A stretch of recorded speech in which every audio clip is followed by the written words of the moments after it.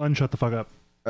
You know what? I completely forgot that we were supposed to have an intro this week. The intro was Unshut the fuck up. Go! Oh, okay. Go! Welcome, everybody, to another installment of the Two Guns, No Ammunition. I'm Billy Two Guns. We're No Ammunition. We're going to get started with a mic identifier. Ooh. I got sunburn yesterday. That's Bill. That's me. I'm Chris, and it's beer o'clock. I'm Genevieve, and I'm drinking Pedialyte. I'm Frank, and I'm a greasy meatball. I'm Jake and Chris. That's beer 30. Thank you very much. Get it right. Sorry. Daylight savings time, bro. Bitch. Do you All even right. clock? Are they trying to make that illegal in Florida? I don't know. Daylight Or they're savings? trying to get rid of it? Trying to make that illegal. You can. It is Don't turn illegal your to change your clocks clock. Don't turn it back. Don't do it. You go to fucking jail. Yeah, like there's a chance that they're going to legalize marijuana, so they got to come up with some other horse shit. It'll be like it'll be like the new, Changing time is now illegal. You can do that just with marijuana by itself, so I don't know why they need to do anything to daylight savings time. Right? He's not turning his clocks back. He's obviously up to something. Yo, those clocks got turned. Why do they still say it's turned if everybody uses digital clocks? You know what I'm saying? You're not turning anything. You're pressing buttons. Maybe. Programmed. All right. Doesn't quite work. Hashtag programmed. Yeah, right. All right. Here's a story. Oh, no. About It's a a bad lovely one. lady. Story in the news. was I'll just read raising- the first line, then I'll talk about it. Famed high score gamer Billy Mitchell, best known for his role in the King Kong: A Fistful of Quarters documentary, was officially stripped of his Donkey Kong and other video game high scores and banned from submitting scores to the world's largest tracker of video game world records following a decision that he cheated, Twin Galaxies announced today. So I think Twin Galaxies is like the record holder for official high scores on the original Donkey Kong game. I'm so happy that that's a thing. Yeah, no, it's real. I mean, it's not. I don't think they're limited to just Donkey Kong, Yeah, but they I have think a they do, rather like extensive. Pac-Man and shit too. So are they like the Guinness of classic games? I would imagine. So, this guy Billy, whatever the fuck his name, is apparently he got the first 1,000,000-point Donkey Kong game. And if you aren't familiar with the original Donkey Kong, I think that was our first introduction to. Was that Mario's first game? Yeah. I forget what it was called now, though. Well, there's a giant gorilla. He throws barrels down platforms, and you're a plumber who has to jump over the barrels and rescue some girl that Donkey Kong has taken. Just another day in life. Yeah. My typical weekend. Apparently, there's ways to score points. The only time I ever played the original Donkey Kong was in Donkey Kong 64, which in order to get a key to beat that game, you must get to I believe it's the 4th level twice. Might be the 3rd level. It's hard as shit. I couldn't do it. They emulate it. They run it in Donkey Kong 64. You have to play the old one. It's fucking impossible. Jeez. It's one of the hardest games I ever played. Anyway, this guy apparently got the first 1,000,000-point game. Big deal. Held some record. He has 8 other 1,000,000-point games. People care about this. The thing about Donkey Kong is there's a point at which the game simply ends because you advance to a certain level and then Mario just dies. It's the kill screen. It's a kill screen glitch. That's the end of the game. You're dead now. So it doesn't matter how well you're playing it. You just die. Wow. That's a real lesson in life, you know. Yeah, right? So this guy was found to have cheated by stating that he had played the games on an original 1980s Donkey Kong arcade cabinet board, like motherboard, when in fact he had played it on an emulator. And because of that, his record no longer stands. Because he was lying. If we could just clarify up what an emulator is for people who don't. Like, it sounds pretty self-explanatory, but just tech-wise, what's the difference? Sure. So different hardware, chips and boards and processors and shit like that, has certain behavior. It will run video games developed. So like the hardware itself exhibits certain behavior, and then you put software on it, and the software is what the game is. But the behavior of the hardware itself informs the behavior of the game. So let me think. Like Response time, would that be part of it, or? yeah, like response time and some of the older games. What was it? Invaders, the one where the aliens Invaders? drop down from the top and they shift from left to right. Or was that in Galaga too? It wasn't Galaga. It was the one that's sort of like Galaga. They're Space Invaders. Yeah, Space Right? Invaders. Yeah. Yeah. So what actually would happen is as you killed enemies on the screen, they would move more quickly. But that was because the number of objects being rendered on the screen would decrease as you destroyed them. So the hardware could actually render them more quickly, right? So that game was running as fast as it possibly could based on the physical limitations of the hardware that it had. Now, our hardware has changed so much, at least in a basic sense, it can run more quickly than a lot of old hardware can. So you put an emulator on your system On your computer, on or your cell computer phone. or cell phone or whatever the emulator is made for, and it has software that tells your hardware how to behave like the old hardware, right? So instead of it pretends to behave like the old hardware would, but using software. So you're emulating that behavior with software now. So in current games, you can do things like run old games in an emulator, and then you hit the space bar, and it lets your processor actually process at its speed instead of the speed of the hardware it's emulating, and then the game runs super duper fast. So does that clarify at all? Yes, it does. Okay, cool. So The basic idea is that you can make your computer pretend to be an old console, yes, so Right. that you can play old school games. Mhm. In the way that they used to be played as well. Right. However, they're often not perfect. You'll even see this with when Microsoft on their current Xbone is emulating games from the original Xbox. Sometimes you'll just have emulator issues. You'll have strange bugs. You'll have things appear differently on screen. You'll have sound not work. You'll have things behave oddly. Well, how did they figure out that this guy was using an emulator and not original hardware? I will tell you. They broke down the video of him playing frame by frame. Oh my god. When you run it on the original hardware, it takes like 5 frames to render or draw all the objects on the next level that you're advancing to in the game. So it's like the platforms, then the ladders, then the barrels, then the character, then Donkey Kong, or then Mario, and then whatever else. It takes like 5 or 6 frames. Well, when they broke it down in the video, they saw that it rendered a whole bunch more objects in 1 frame than the original hardware was capable of, and then the rest of it in like the next one. So it only took 3 frames instead of 6. And they said, that is not what the old hardware is capable of. You lied.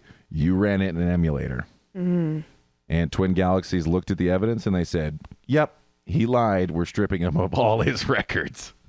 Holy shit. All being, it's just the one though, right? That he, No. 1,000. What else did he? I think he had like 8 million point games. Oh, And they're just like, your records are fucked.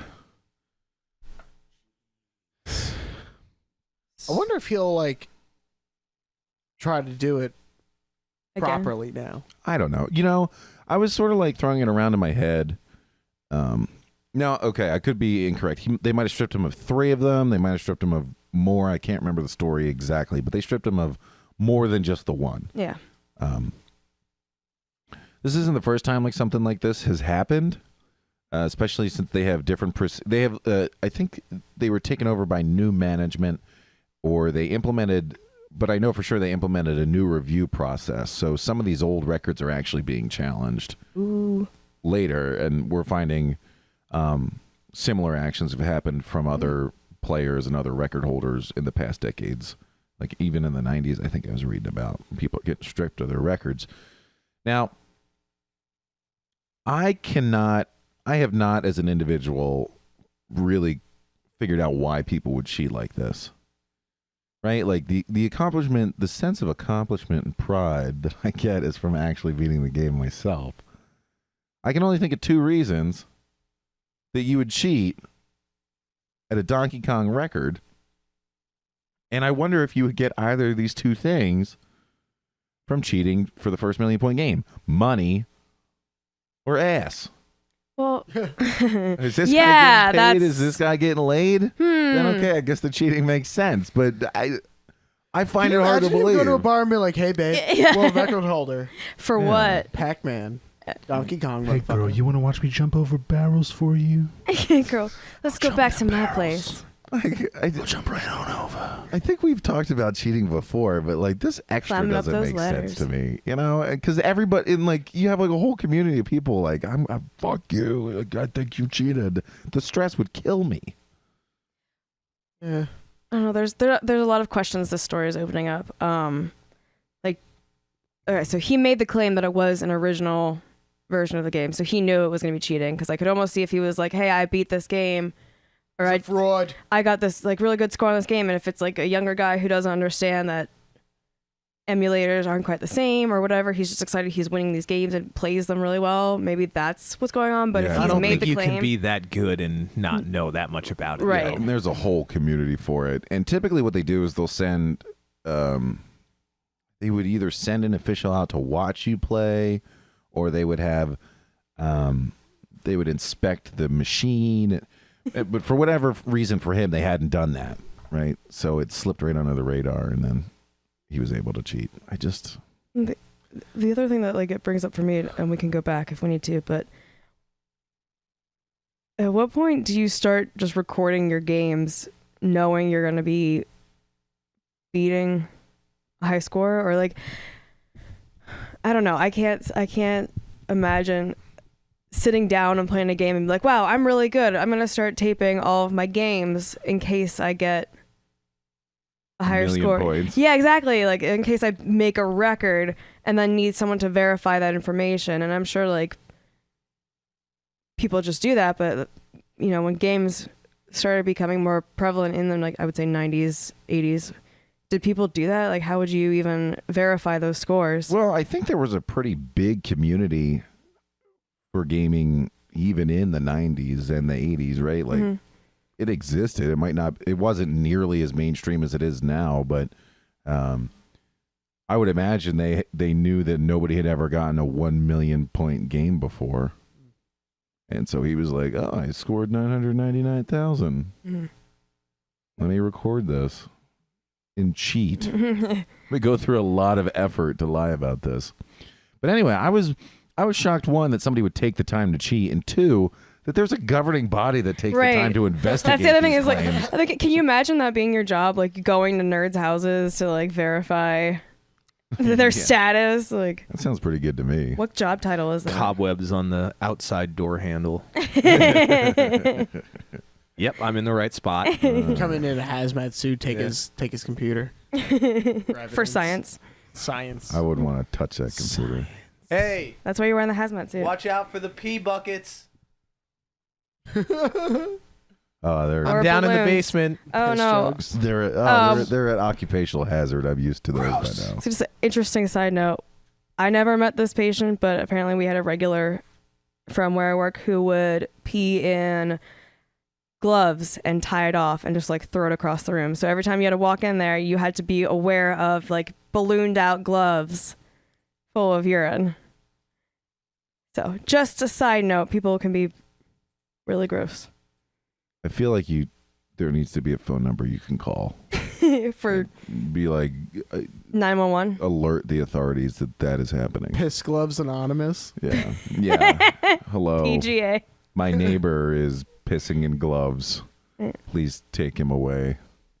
Please just Thank take you him for away. alerting us, sir. We will get right on it. You know, back in the good old days, they used to have these places called asylums for shit like this on Well, I think part of it Staten was Island. he was just he was so big he couldn't get up to do anything. You know- It was one of those cases like God. So who's got a bigger problem? The guy who's pissing in gloves and throwing them across the room, or the guy who's been living a life of a Cheating. lie, a cheater for 2 decades for Donkey Kong. Piss gloves. Yeah. Piss gloves all the way. That dude's a lunatic. He's a loon. He's a big old loon. but the Donkey Some schmuck who's cheated at Donkey Kong and gets their accolades stripped probably still has his job Probably. and or family. Oh, as long as it's not in like the gaming industry, he probably still has his job. I believe competitive gaming and or record keeping of high scores is nowhere near as regulated as any other industry, such as the one Frank and I work in, that is finance, where there are many reasons for us to go to jail if we do something nefarious. Like piss gloves. All right, here, pass this over to Genevieve. Maybe. Is this the dude? Yeah. Give us some feedback. If he walked up to you at the bar and said, yo, Hey. girl, I got the first 1,000,000-point game. Chris often is Chris is approached- really expecting this guy. Chris is often approached with "Yo, girl." Yogurt. Is he wearing an American flag tie? I didn't know. Oh that. my I think God. he is. Yeah, no, I don't think this would fly with me. All right. Girl, I'm so. Does good he at have an jumping over. overbite, or is this just an unfortunate picture? What if he were Like, wearing a fedora and a trench coat? Oh, Even less. That's it. Panty melter. I get all sweaty. melt my panties. All right. Genevieve is still studying. Bill is contemplating how to get us the fuck out of here. Yeah. Frank. We're too would deep. you like to Frank. see this man? The- Like what? How do you even? It's not necessarily that he's like What's his- terrible Hang looking, on, we've been but talking for a while about him. What's his name? wait, does it actually say in here? Yeah, it's gotta like say the it. first sentence of Famed. the article. Billy Mitchell. Billy Mitchell, Oh my Donkey gosh. Kong. If you want to see this dude, use your Google powers, because obviously this is an audio podcast. You may have noticed. Yeah, we're moving on to Frank. You had golf Ugh. simulator to talk about. You've been golfing at a golf simulator, right? I have. Because we've been in the midst of our 5th and hopefully final winter this idiot year. Yeah. So Idiot. for those people who do not know, the technology to accurately replicate the trajectory of a golf ball has become commercialized recently. How so? Fresh, straight out of DARPA. Yeah. Like, hot out of the classified files Yeah. of the FBI. So these, I don't know what you call stores, places have cropped up in strip malls across America with little booths that have a projector and some fancy lasers and cameras and other sensors that can, track your golf ball, and then it'll run some calculations and then show you what the flight path of the ball would look like after you swung, and it'll project it over a golf course. And these, they're frighteningly accurate now, that to the point where you can actually play golf and practice and get better while using them. And they're very popular. I've looked into this actually myself as a potential business venture. That there's definitely some potential there because they're not cheap. It's a little too expensive in our area, I think personally. Runs about $45 an hour to rent a simulator. Wow. Now, one of the nice things about that is that is the cost of the simulator. It's fixed. Doesn't matter how many people you have. Mhm. So if you get 4 people to go, it's like $12 per Yeah. person. So that's not bad. No. So I've been going with my friend from work. We generally rent it for about an hour or 2 hours, somewhere in that range, and we can play 18 to 36 holes of golf, depending on how quick we're moving, and it's a lot of fun. Well, you're not. I guess that's because you're not physically moving. Exactly. Right. Yeah, and it's really convenient Taking all for that the winter. pesky walking Yeah. and exercise from golf. Hey, I'll tell you what. All right, when you don't have to move between swings and you just are constantly ripping swings for 2 hours, it gets to you. Dude, I'll tell you, that removes my favorite part of golf, which is hitting the ball over a slight hill and never fucking finding it again. Yeah, that's another thing. Times. It boils down the game to some of the things that people really like hitting the ball and seeing how well they can do. Does it but The literal entire point. Yeah. but does it include a golf cart simulator? No. Like, okay, well, I'm out. Well, that's the thing. A lot of people actually play golf not because they particularly enjoy the game, but because golf courses tend to be in nice areas and very well landscaped, and it's a relaxing thing to get outside And drinking. and have a couple of beers, maybe a cigar, maybe if you're walking, take a nice stroll through a nice, very well manicured, landscaped area, or take a golf cart ride through it and attempt to hit a small ball into some holes. I have been Isn't really that impressed. every man's goal? Yes. Small balls Some of and us holes. some of us are looking to get our balls in smaller holes. With Captain Crunch? Yeah. I was really hoping we were going to scoot right by this one. Nope. Not when I'm here. Frank and Chris is on point today. Yeah. So these simulators, I think, are tangentially video games, right? Yep. Right. I mean, how much different is it than Wii Bowling, except way more accurate? Yeah. And There's Vidya and there's game. yeah, So- Wait, are you saying when you go bowling and you throw the ball backwards, everyone doesn't jump in sync? That's something that happens in Wii Bowling. That's something that happened. Yeah, and it doesn't happen in real life. That's what I'm asking. Like, Wow. I would not know. We should go try Let's it. try it. I'm into it. I don't think Like- I'm jumping. Like soccer throw-in Everybody style jump. with the bowling ball behind you. Everybody jump. I wish you could have that option. How did you Different ways so to throw. effectively derail us? Like we had You're welcome. just gotten back on course. Nobody even posited that a backwards bowling ball makes everyone jump at the same time, and you asked us as though we had. Well, he said gotta Wii be- bowling you know wasn't what? accurate. There's got to be video of that on YouTube. No, a Wii game? A Wii game Not isn't indicative accurate. of real life? I know. I'm surprised. Whoa. Do the I am computer- convinced my shoulders don't exist and my hands just float next to my body. I don't know what That's is what going I'm saying. on. I don't Right? know what gave you any idea Don't of the Wii contrary? characters not even have feet? They have like clumpy shoe things, no legs. I'm a Wii character. It's true. I'm looking at it right now. So Anyway, now that we're all dead and in hell, please move on, somebody. Wii hell, you mean? Yeah, the simulators are really interesting. I mean, the technology behind them obviously is extremely classified. But so the thing that amazed me is that these simulators, take a guess at how much they cost.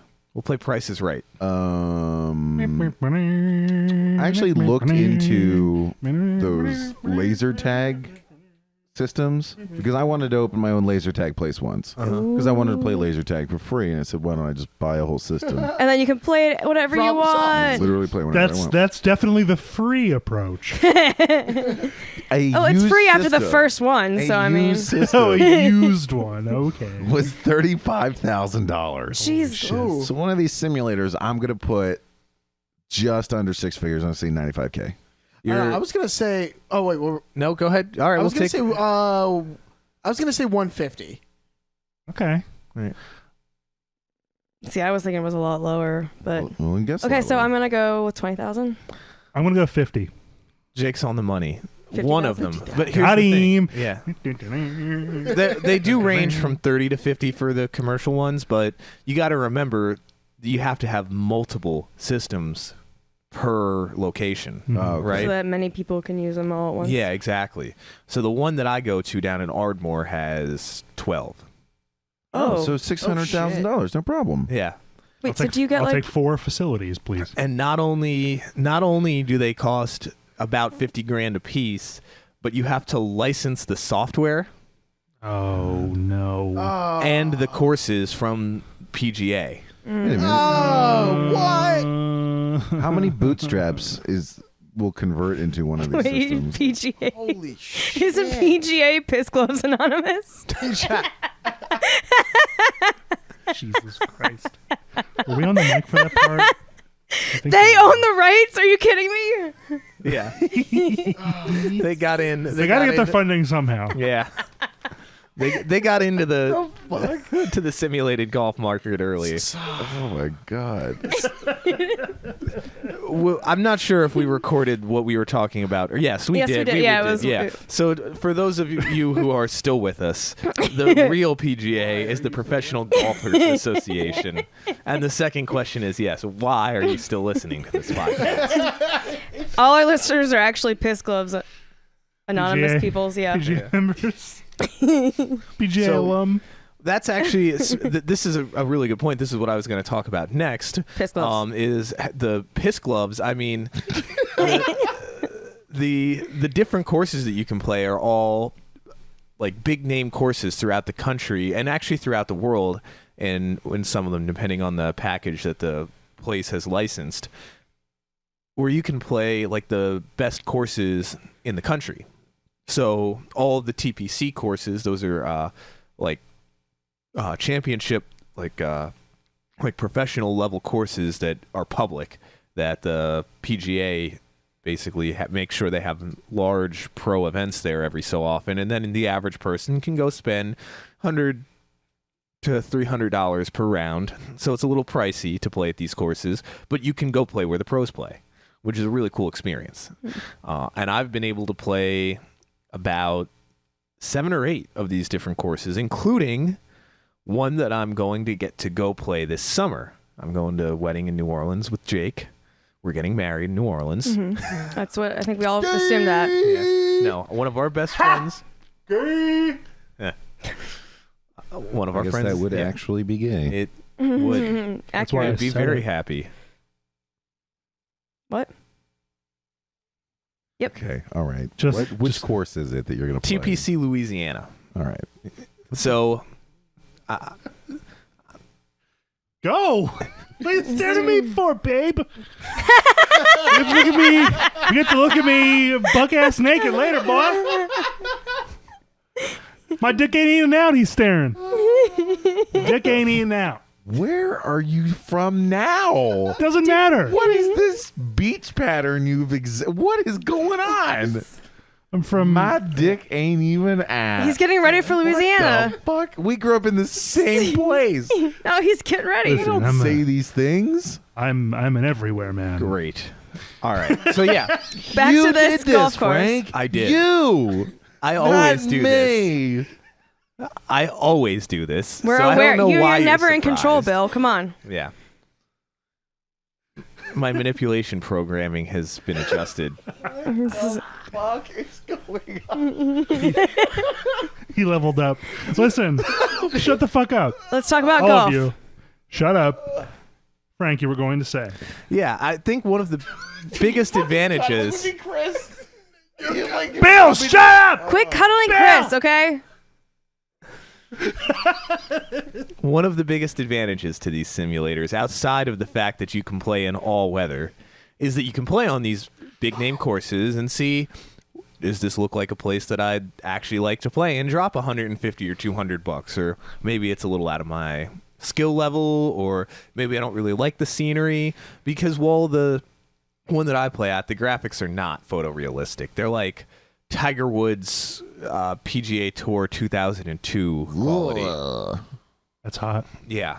There are some that are photorealistic. What is is it like a big wall screen or is it Yeah. like a projector? It's a projector. Oh, Okay. I was going to ask, do you have like a little cubicle or room to yourself, or is it like open to the other 12? No, it's there's they're all, I mean, they have to be walled off from each other, otherwise there'd be balls flying all over the place, right? Oh, that's right. So Well, I mean, that doesn't end the ball Common flying. problem around here. it's like a booth basically, right? There's walls on both sides, and then in front of you with a screen above you and all the camera technology and whatnot around you. And then the projector's above you as well. It just projects on the little screen in front of you. You hit the ball, and it just shows you the flight of the path over the course. Follow-up Yes. question. Do you get like photos like when you go on roller coaster rides? Does it show you that? Like, If you like No, swinging at such and such golf course, and you're like, That swing was awesome. Yeah. Surprisingly, I'm going to turn that into a relevant question and say, Burn. yeah, and say that they do have some booths where they have cameras set up at different angles so you can watch videos of your swing and help you figure out what you're doing wrong if you're doing anything wrong, and in general try and improve your game. These are actually becoming a huge plus to golf instructors because it gives them consistent like a place to consistently help people and give lessons year round. Yeah, that's sort of struck up in my mind. This would be a great way to have even a virtual golf pro. Yeah. Right? I mean, how much of general technique problems could be solved by an intelligent software program? Yeah, a good number for sure. Right. And I think in 10 to 20 years, that will be the case where you'll be able to go to these places and it'll have the 3D motion tracking technology to look at you and help you figure out, like, hey, if you adjust this part of your body to do this, you're going to change the plane of your swing to be able to hit the ball more cleanly and hit it farther. Now, one thing, I think, I can't remember the name of it. Scapella, Patella. what I don't is know. it? It is a stationary bike with a big video Peloton. screen. Yeah, Peloton. It's a stationary bike, very expensive. You buy it for $3 trillion. You put it in your house, and then you pay for a subscription to a spin class where the instructor's in, like, New York City, and you take, these very, very expensive instructors. You take their spin class, teleremote through the little screen on your bike. There's apparently a market for this now because Yeah, I've seen that. well, if that proves to be beneficial, then bingo bango, you're gonna have big name, high level pros doing shit like that, don't you think? What, teaching I don't know if pro. First of all, one of the weird things about golf is that the best pros tend not to make good instructors. That's not just with golf. Yeah. It's with a lot of different things. And there's really not much of a market to take a lesson from, say, Tiger Woods or Rory McIlroy or Jordan Spieth. Like, people wouldn't be looking for that. Those guys are naturally so talented, they wouldn't be able to help you much at all. Well, maybe I was using the wrong term, but the guy who gave lessons at a golf course, I've always referred to as a golf pro. Yes, that is true. Yes, and that's what they are. But yeah, like a good swing coach, right? That would be there'd probably be a huge market for that. I mean, already there's a huge market for, like, instructional DVDs where people will pay $100, $200 for a set of DVDs from, like, big name golf pros that are make these videos. And if you watch, like right now, the Valero Open's going on. If you turn on whatever network is covering that today, there'd be all sorts of commercials for this DVD or this weird club with a bunch of different hinges on it to try and fix your swing, all that stuff, because the people who play golf tend to be more well off and have discretionary income to go blow on shit that is probably dumb and useless. This reminds me of an episode of King of the Hill, because you said all the software is classified for this Program. simulator. And I think Hank gets into, like, a military airplane hangar, and they have a driving range in there, and they make a golf club out of the same material that they're making tanks out of. And then you automatically hit, like, 275 yards with the driver. And then somebody spills the beans, and they all get in trouble. But it was a good episode.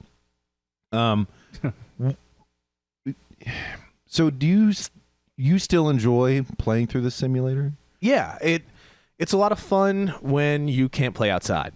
I will always prefer playing outside. So here's the thing when you hit the ball, your woods and irons, very good replication of what would happen. I think where the software breaks down is on the ground reaction to the ball. They don't have that. It's very easy because it's really not that difficult. If you're given a ball, right, its velocity, the angle of launch, and its starting location. And they probably track the rotation. Yeah, the rotation of the ball. Then, I mean, it's like a pretty simple physics question to try and map the trajectory of that ball. trying to figure out exactly, like mapping a course to the point where you have the coefficient of friction and the level of bounce you're going to get properly off of the ball, and the direction of bounce, right, so that you have the exact gradient of the hill that you're hitting into. That's difficult to do, and it requires a lot of time-consuming measurements that I don't really think are done. So the ball in the ground doesn't roll always the way you would expect to, and similarly, the putting is pretty weird. So it's also just difficult to get in your head. Like the simulator will tell you you've got 13 feet to the hole, and it'll give you a little grid to try and figure out like what angle to hit the ball to try and get the line of the putt right. But the distance from where you hit, where the camera is to sense everything, is about 10 feet from the screen. So you're always just trying to judge, like, okay, how far do I have to hit it 13 feet if that's 10 feet in front of me? But you also don't know how fast the green is supposed to be. So hitting the ball 5 feet on the carpet and turf in the simulator might end up launching the ball 25 feet on a supposedly really fast green. Jeez Louise. Yeah. How do you even... That sounds like it would be almost impossible. It's a little generous. The simulator is to giving you... But, like, you just kind of, from the beginning, figure out, like, okay, the greens on this course are fast or something. So this sounds to me like it is ripe for community modification. So, like, you said you had to lease the courses from the PGA or whatever, whoever. Which in and of itself seems kind of odd to me that you couldn't, like, you can't replicate the contours of the earth somewhere else. Mm-hmm. But some of the best maps I ever played in Counter-Strike were just community made, and maybe they didn't look super great, but their behavior was awesome. This sounds like a great way to get a ton of content, because I'm sure there are people who'd be super excited to build a whole... Oh, of course. Gee, you build whole towns and houses in Sims. Yes, I do. For no benefit. Yep. If you open it up for a golf course, I think people might actually be really excited about that. Yeah, I was thinking, like, well, Frank was, like, telling this whole story. I was thinking, like, yo, they should do, like, a golf course on, like, Mars or something. Like, why total, not? total Why recall. not? Yeah, different gravity. Everything reacts a little different. It's all sand. yeah, I think the average golfer who's looking to play at these is not looking for that, though, right? Sure. They're The average, but there's always an... But if we Niche expand this market. into the greater gaming market, Exactly. yeah, Yeah, and I think that's actually not a bad point, right? And it's potentially a missing market for these, right? So these, I was looking at business-wise, these are very seasonal places, right? In Pennsylvania, where we are, these things are super busy from November until about now, April. And then from April until October, November, they're dead, right? Minus occasional bad weekends where it's stormy all weekend. Or the albinos. Yes. And similarly, in places like Florida and Scottsdale, all winter long, they're empty. In the summer, when it's too hot for most people to play golf, they're packed because they got air conditioning, they got beer right there. You don't have to wait for the cart girl to come around. Do they serve beer? Well, the place that I go to is BYO, but a lot of them do serve beer. BYOB's fine too. Yeah. Mm-hmm. In fact, the one in Ardmore is right next to a bottle shop and a state store.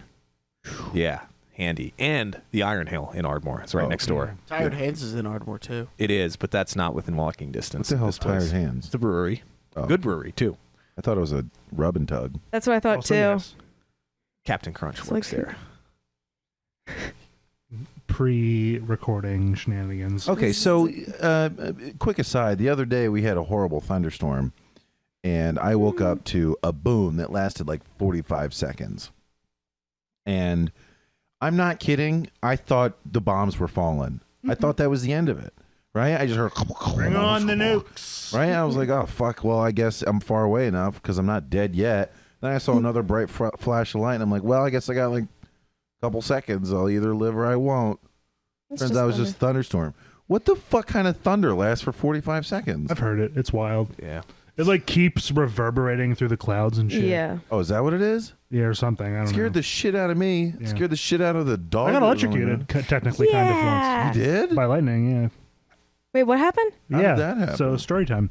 So I'm at my mom's house playing my original Xbox, playing Grand Theft Auto San Andreas in particular, I remember.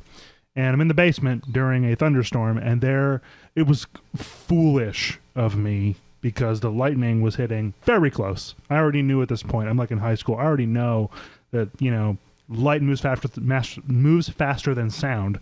So after you see a light, you can count off 1/1000s in your head, and then roughly however many seconds it is for you to hear the boom is a ballpark how many miles away something is.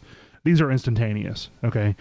Bright ass flash, big like wall rattling boom immediately. They're landing around my house, and I'm still playing Xbox because I'm an idiot.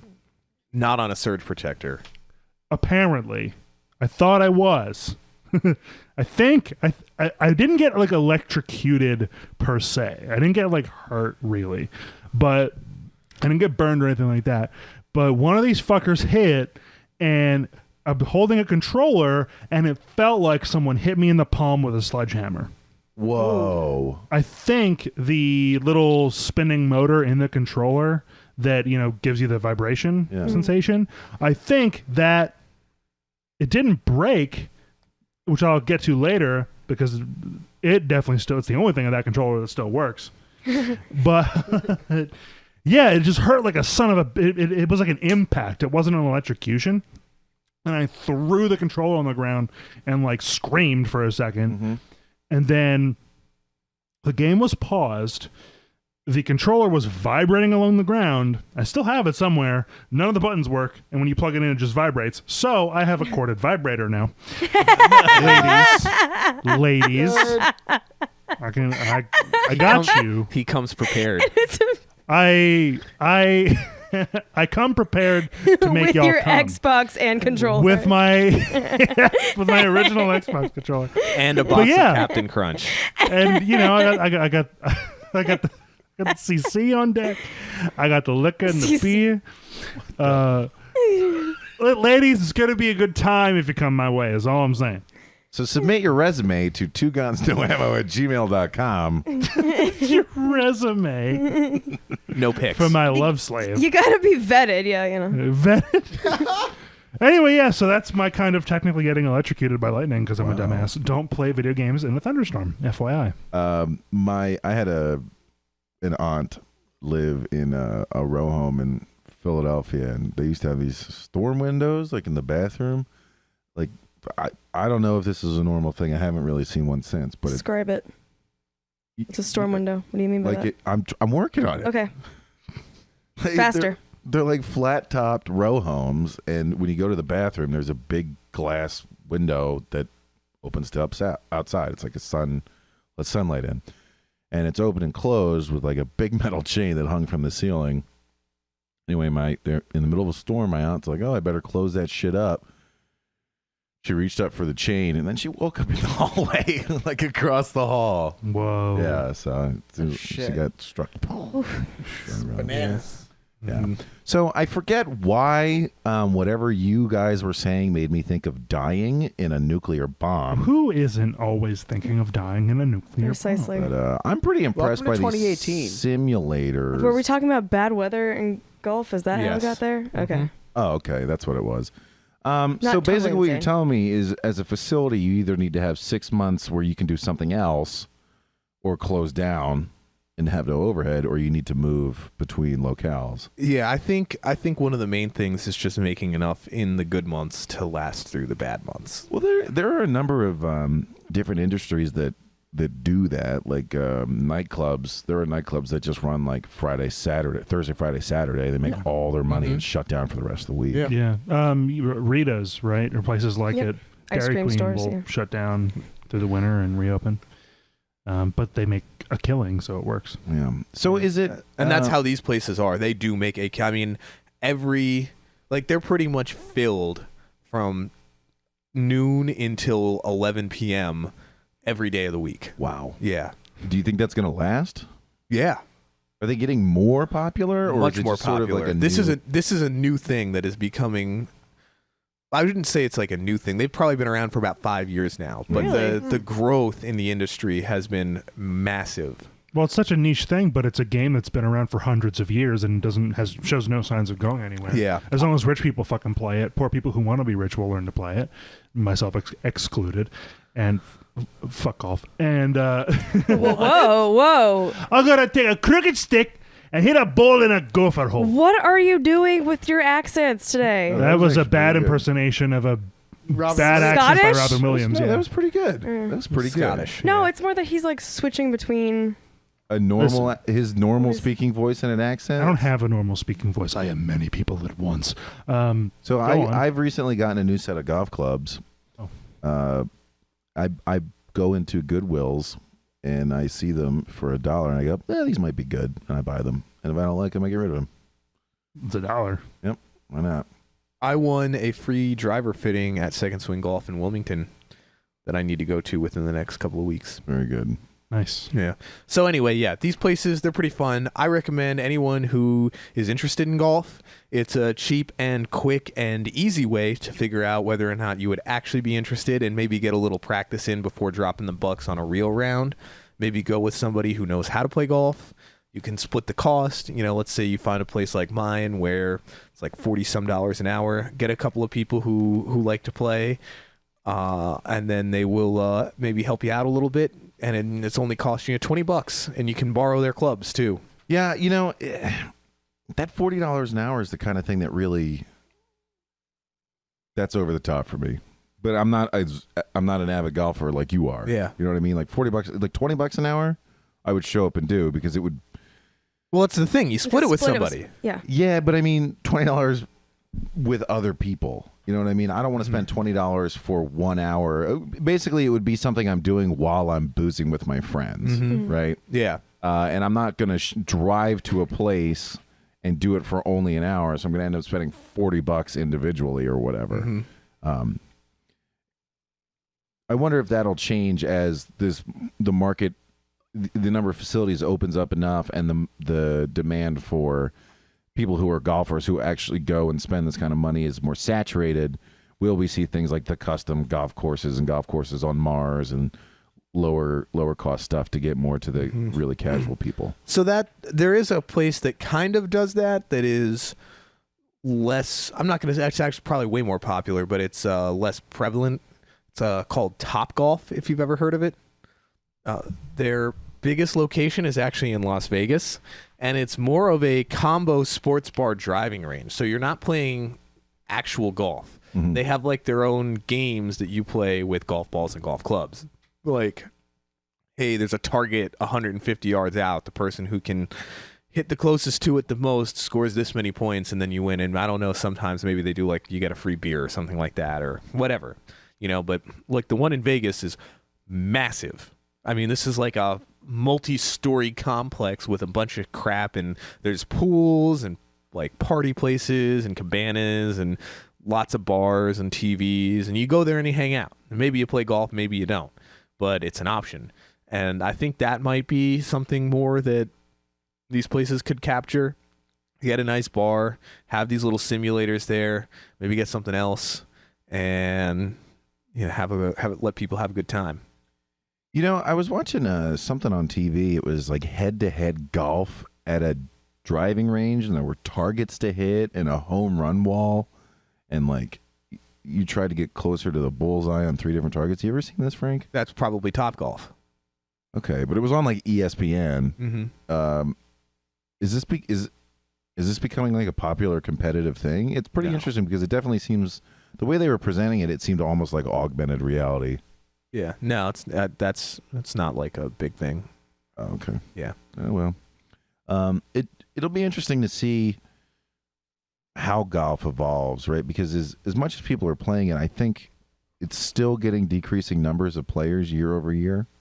I'm not aware of that. It might, but I'm not aware that it's like waning interest. Yeah, I think it is. So I wonder if we're going to see new. I think maybe I know what for sure is happening is that private country clubs are becoming basically non-existent. Oh yeah, why is that? People don't see the value in paying for them. Oh, okay. Yeah, like a lot of golf courses I know are doing better than ever, but private golf clubs where you have to pay like an annual membership fee are like going away, because it's so easy to book tee times anymore with online booking systems. Like, it used to be more difficult when you'd have to like figure out what courses are in your area, and like you'd have to like ask people who know golf, like, hey, what public courses are around here? And there would only be a couple of public courses, and then you have to call them to get a tee time, because you have to call. There's no online booking system for you to get to. Now, in the past 10 years, pretty much any golf course that doesn't have an online booking system went out of business and got bought by somebody who would put one on there. Oh wow, okay. Yeah. And it like, there's golf site, like one of the biggest ones is called Golf Now, that aggregates all of the tee times. And one of the coolest things, I think, is I'm pretty sure what they're doing is they're buying bulk tee times at these courses as a company, and then they have their own thing where like, hey, we bought these tee times, and they try and upsell them, right? And sometimes that increases the cost a little bit, but sometimes like it provides steady revenue and transfers a little bit of the risk from the courses to this company, who can aggregate all of these together and kind of play with the pricing dynamics a lot more than the actual courses can. So it provides a steady stream of cash to the courses, and it helps kind of even out the supply and demand for the courses themselves. That's interesting. Now, do you have to book online in order to get into these simulators? No, you can call and book, but the simulators are pretty wide open generally. Like I said, you can get a time within a day or two. Oh, in my okay, experience. but you can't At just least like around mosey here. on in and. Theoretically, you could if you went there when there were spaces, but they recommend a tee time because they're in like the winter months around here, they're pretty much always filled. So it's pretty interesting. What do you think the technology is that really made it more possible to do? Is it camera technology or software? Definitely the camera and like sensor technology, because it's not. I don't think it's just cameras. It might be just cameras, but I'm pretty sure they use some other laser stuff too. I think it's pretty darn neat. I think this is my personal prediction, I think we're gonna see a lot of traditional sports working variations into working hand in hand with technology, like this indoor golf simulator. I mean, maybe like you could even do a baseball pitching simulator, a batting simulator, a batting simulator, a field goal / football kicking, whatever simulator, a soccer kicking, like pretty much anything where you're commuting, maybe even like a disc golf one. Like, oh, that would be that'd be really sweet. cool. That would be where you go to drink Basically, with your buddies. anything where you're imparting force on an object and getting it to move somewhere, you could do with one of these simulators. It's a physics question, or several, right? Oh man, that disc golf thing sounds really cool, because you're not swinging a big stick that you could possibly hit each other with. That's You're just flinging discs at each other. That sounds like a great like drunk atmosphere game to do, where like you know how the dynamic for I think in Japan they're really big on karaoke rooms. So you rent a room and you go and you play karaoke. If you were like, yo, Bill, do you want to go rent a disc golf room for 3 hours on Friday? That sounds awesome. Yeah, because it's raining outside, and or I live in a city and there's no disc golf course ready to go. Yeah. But I definitely think as the sensors get more and more sophisticated, we're gonna be able to help athletes in a much less labor-intensive way, less labor-intensive for experts, break down their mechanics and improve. So there's just so much really recreational ability, like we were talking about the drunk disc golf simulator, but also there's tons of data out there to be gathered for the average person, and I think we're going to have the technology for it to actually be meaningful to them. So I'm pretty excited to see how this technology and gaming and shit start to work with people who are running around on a field or swinging a bat or a stick or something. I think I've mentioned this before, but one of the things that I would love to see is like augmented reality, where you put on a pair, like, you remember the rec specs? from Yeah. like the 90s. Like Mhm. you put on something like that. Rec You specs can- being recreational glasses. Yeah, they're like goggles basically. These big plastic goggles that kids. I don't know if kids still wear them. I don't really see it. I guess kids wear contacts more often now. We have a guy who plays rugby with us. Yeah. He's 55. He wears rec specs. He's They're a intense. fridge. Yeah. Yeah, his chest Um, is as big as a refrigerator. Wow. That well, for our audience, the point of the rec specs is that they're not glasses and they're much sturdier and they'll stay on your face and you don't have to worry about breaking your glasses when you're playing a sport. But they're still prescription. Yeah, and they help you see.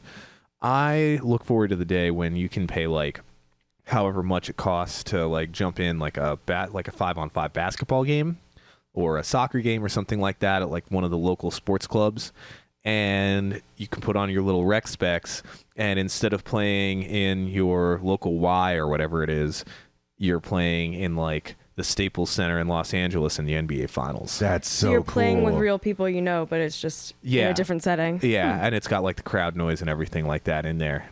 Or you know what I would really benefit from would be like live coaching while I'm playing. It shows me like move your ass here. Yeah. You know, because I play ball with my friends and I just don't know shit. You know, run down here, move over here, look for the pass over here. Yeah. That would be pretty wild. If it if in real time it could like diagnose the situation and give you like, oh, because these defenders are here and this is where your teammates are, do X, Y, Z. Yeah. Yeah. Go for the goal or whatever. Yeah. Shoot the basket. Mm-hmm. Shoot your Shoot your friends. opponents with guns, whatever the case Yeah, may be. precisely. Shoot your load. Shoot your load. I hate Captain you Crunch. guys. I hate you Piss for what gloves. you've done. I That's hate it. so right much there. about what That's you what choose pushed to you be. over the edge. It was just so many things. Like a glacier, it finally rolled over me. You wish. Oh boy. Anything else to say on golf stuff and or sports simulator Sports ball? stuff? No, I think that's about right. I think we're going to take a quick break and we'll catch you on the flip side.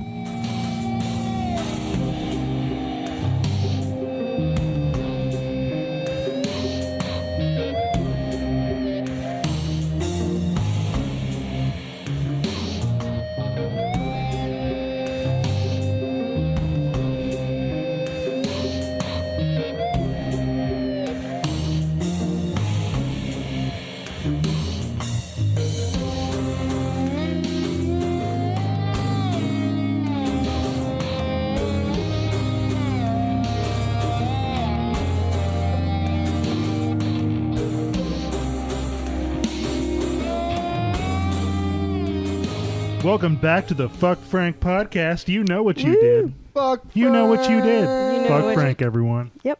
All Everyone, right. everyone. He's watching fuck Frank. Westworld because the new season premieres tonight and whatever reasons. So the moment that we've all been waiting for, the conclusion of Her Lie I Tried to Believe. Just to recap on last time we talked about this, essentially it's a game apparently, but really it's just clicking and reading and watching things Left unfold. click the game, yes. Yes. A story about your main character starts off as a young boy, and he gets into this rivalry. Wow, that word. Rivalry with another classmate of his, a young girl, and you kind of go through the whole process of his life growing up where he's still fighting with her about being the best at everything because that's what you do, and you become a basketball superstar in middle school and get all the ladies and then decide this isn't working enough. Let me drop this and focus on my studies. And I think we got to the point where there was like they met after college or during college, and it was I recall them winding up together and then him still resenting the shit out of her. yes. Yes. Yes. That is accurate. They met after college. She was apparently functioning as a prostitute at a place, and they left together, and now they're hanging out. We find out that we found out her father had gambling debt, and she was working to pay it off by being this hostess, aka a prostitute. So our main character, Tim, was that his name? Tim. Tim and They Cassandra. call me Tim. Yep. He decides that they have to run away together. He leaves behind his good-paying job And his girlfriend. that he fucks 3 times a week, that he made very specific about that. He fucks his job 3 times a week. Yes, that's what I thought too when you That's- first yeah. said it. It He flowed just so. puts his dick into his His job. No, his He is a girlfriend. male His prostitute. girlfriend. That he just leaves with no No warning. nothing. Doesn't say anything to anybody. But I think he's really gone for like a long weekend. But they decide to go to Vegas because that's the last place the criminals would look. They wouldn't expect you to hide in a place with Criminals. tons of criminals. So they start. Yeah, they end up in a casino where he gambles, and then she wants to gamble, and somebody approaches her as a prostitute. So he tries to fight the guy who thinks she's a prostitute. Character Tim gets beat up. They go back to a hotel. For some reason, the story moves on to focus on which hotel they're staying in. I think they get into a fight, and he gets really drunk, and he falls asleep in front of the door, so she can't leave. And then she wakes up with new bruises. It's all sorts of weird. Bananas. They try to go to a motel to get out of their main room, which leads him to suspect that she actually wants to leave so that she can sleep with other guys in their previous hotel room. And she says that's not true. So they go back to the hotel room. He finds a note with a phone number of a guy on it. He really freaks out. Oh, that's what leads to the drinking, falling asleep in front of the door. Mm-hmm. They end up back at the motel. And have I skipped anything? Oh, I don't think so. He ends up calling the roommate of this.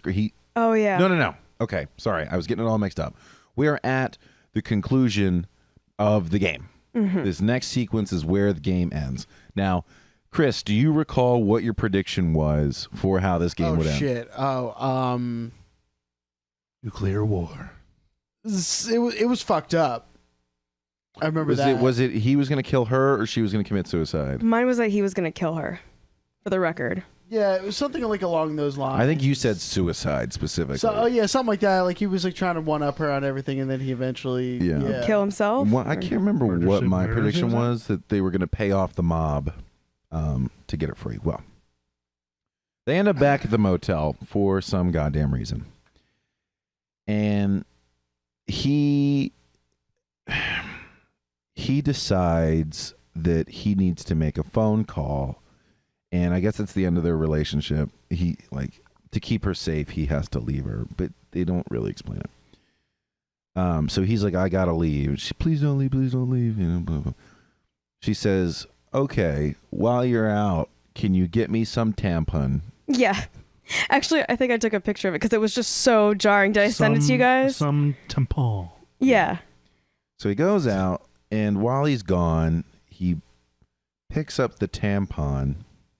The one. And I believe that I think this is the same time, he calls the roommate. And he's like, why? Maybe we can just,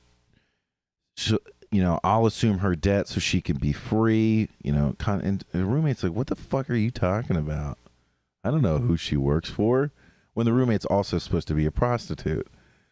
I'm like, I don't know anything about her boss. She called me on Friday and said she was going away for a long weekend to Vegas. And this was before Tim had even suggested Vegas. So she knew something was up, right? She didn't have this overbearing boss. The roommate's not a prostitute. And the girl, Cassandra, knew that they were going to go away to Vegas together before Tim even came up with the idea. So Tim goes back to the hotel room and the motel room. And he walks in, and I think he says something like he sees her out of the corner of his eye. But he goes over and she's left him a note. Everything that he suspected that she had done to one-up him, betray him, and trick him was true. From the She very planned it all. everything from when they were little kids. She did see him as a rival. She specifically left school. Just She to started upset dating him. a guy so it would make him look foolish for studying so hard. Like Yep. all the stuff she planned out. Like she made herself meet this guy who was the friend so that they got on this stupid date that night back in college. And So she's the Joker. she tried to like, basically she wanted him to try to make moves on her. And then when he didn't, she was like, I must have looked too innocent. Next step is become a fake prostitute so that he has to see me as sexualized and Okay, as so an they're made adult for each woman. other because Yeah, they're both so- Yes. completely insane and erotic. So Yes. she left school, and her dad did have money, but he never lost it, so she could do whatever she wanted. There was never actually any mafia debt. She seduced him so that he would fall in love, and then she pretended like he beat her. She hit herself against the wall to leave bruises. She struck up conversations with guys so that it seemed like that people were approaching her to sleep with her. Everything that she could have been suspected of in this game, she had actually done. And then she realized, she said that her only purpose in life, she realized her sole purpose in life was to take things away from this boy. So she made him fall in love with her so she could take away the love of his life. And the camera cuts away from the letter, and we see, creaking back and forth, a taut rope swaying in the motel room. So, Chris, you called it. She fucking hanged herself. Well, she did. He was calling that he would kill himself to out her. Who cares? Upset. This story sucks.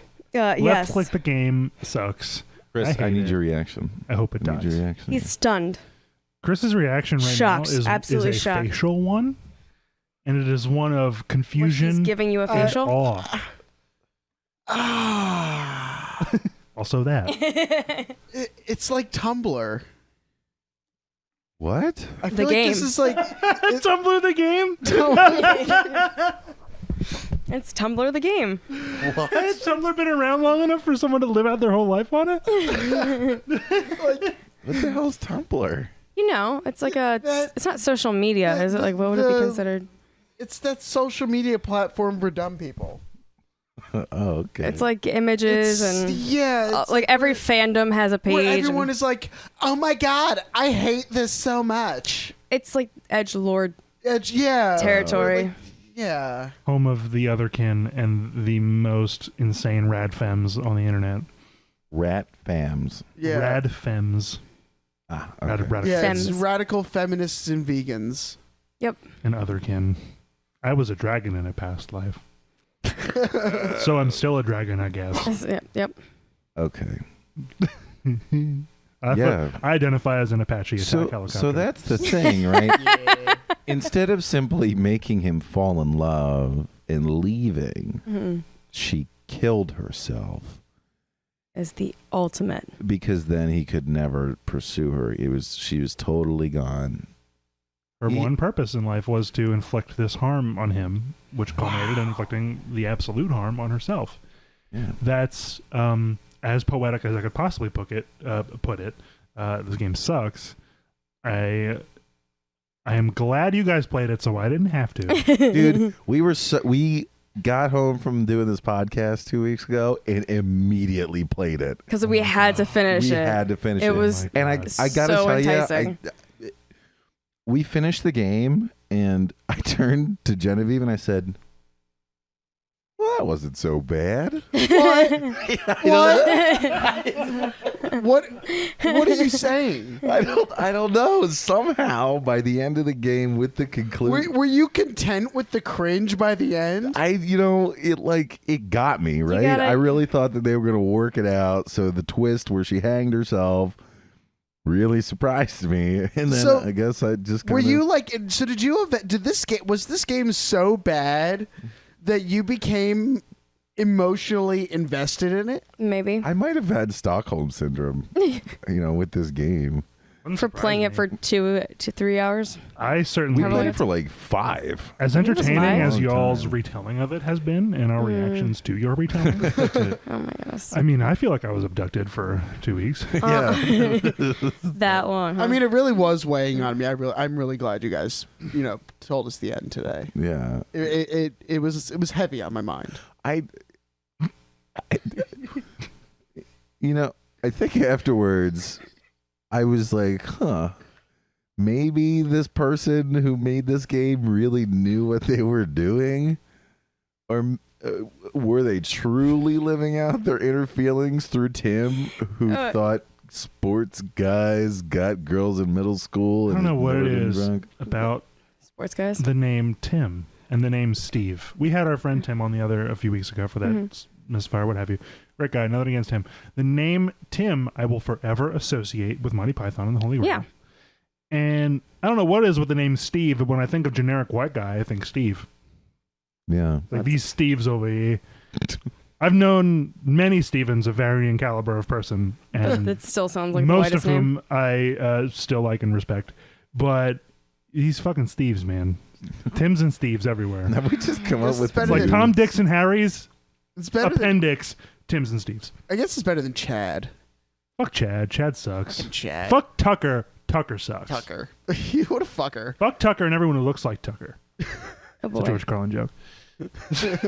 So Can I read this one line from Yeah, the game yeah, that yeah. Please. it's a little paragraph, but we were on the dance floor, but didn't move with the crowd. We were standing there, looking at each other, moving slowly while eating each other's eyes. did you find Next it? sentence. Her eyes were things out of this world. I too eat food out of this world. Did you Or out find of the her tampon skull. thing? The Oh yeah. Well, I mean, it's just that little. It just says, like, Cassandra's name, and then quote, Tim, could you go buy me some tampon while you're at it? Tremendous. Her lie I tried The to highest believe. quality. I mean, really, this game might have been. I don't know what it was So anymore. good. I don't know if I ever knew what it was. I don't think you were supposed to know. It's a Left dark click. journey. Left Tumblr the click game. The game. Yeah. / Tumblr the game. / kill yourself the game.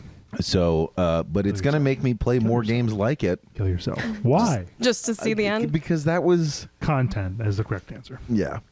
You know, I will say I do from time to time I do enjoy a game like that because it's like, all right, it's like I want a story, but I want to play a game too, but I don't want to put in effort into a game. So like I'm gonna kind of just click my way. It's just enough electrons in my brain flying around. So you've played games like this before? Yeah, I actually Like an played a interactive game similar movie. to it was actually I didn't know it was a thing. Yeah, actually they did one like this of the Room, the whole movie. Oh my god. Really? I didn't What? I didn't feel like watching No. the movie, but I felt like playing a game, but I didn't feel like putting in the effort to a game, so it was perfect. It's on Newgrounds. So why don't you actually. just Oh my tell us more about this? Is It's- it literally the movie? It's literally the movie. Like it's scripted. It's like the script is the dialogue boxes. Like it's the music from the wonderful music from The Room is in 8-bit.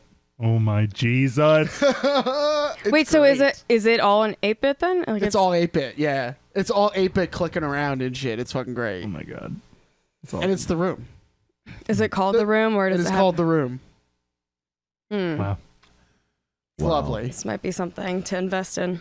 So It is free. if you remember, last time we were looking at Valhalla, it looked similar, right? It looked like an anime style bartender click through game. Right. Valhalla. It was on sale when we were doing the It was on last the Steam section. Oh, sale, right, okay, I yeah. don't think it was. You might have mixed up a title, but who cares? Go on. Yeah. It was like VA11 something. Yeah.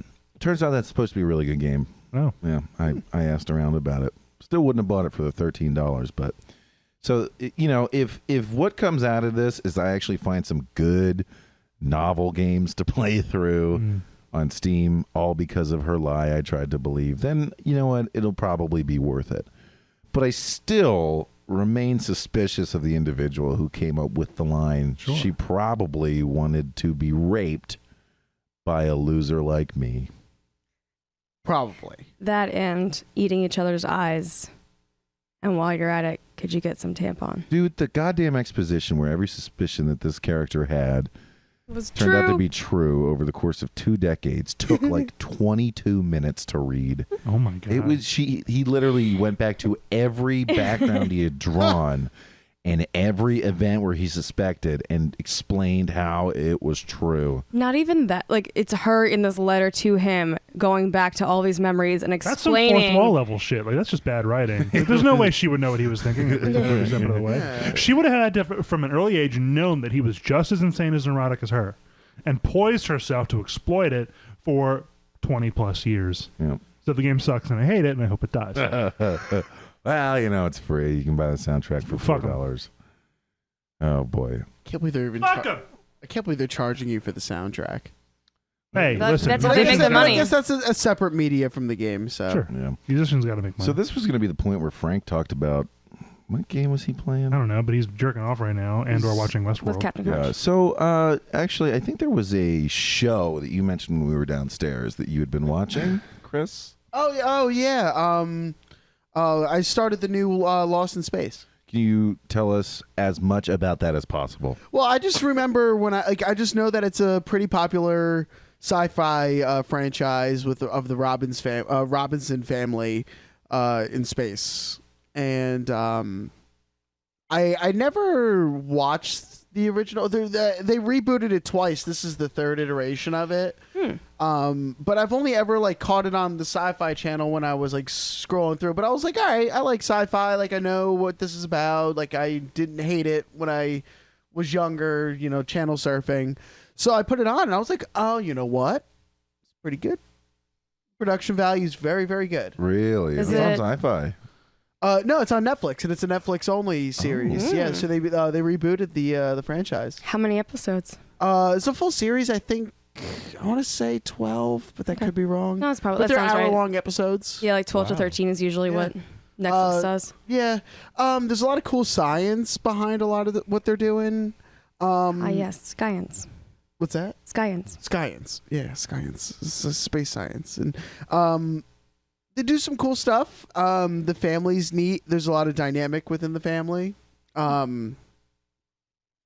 It's sort of weird. I mean, granted I've only watched the pilot so far and I was pretty impressed and I definitely do plan on finishing. But I'm just curious to see how the hell they got into space because they sort of lay it out in the pilot, but there's more that I want to know. It gave you the skeleton, but there's more to be desired, which I hope they answer. Now, are you going saying further? you've seen the whole first season?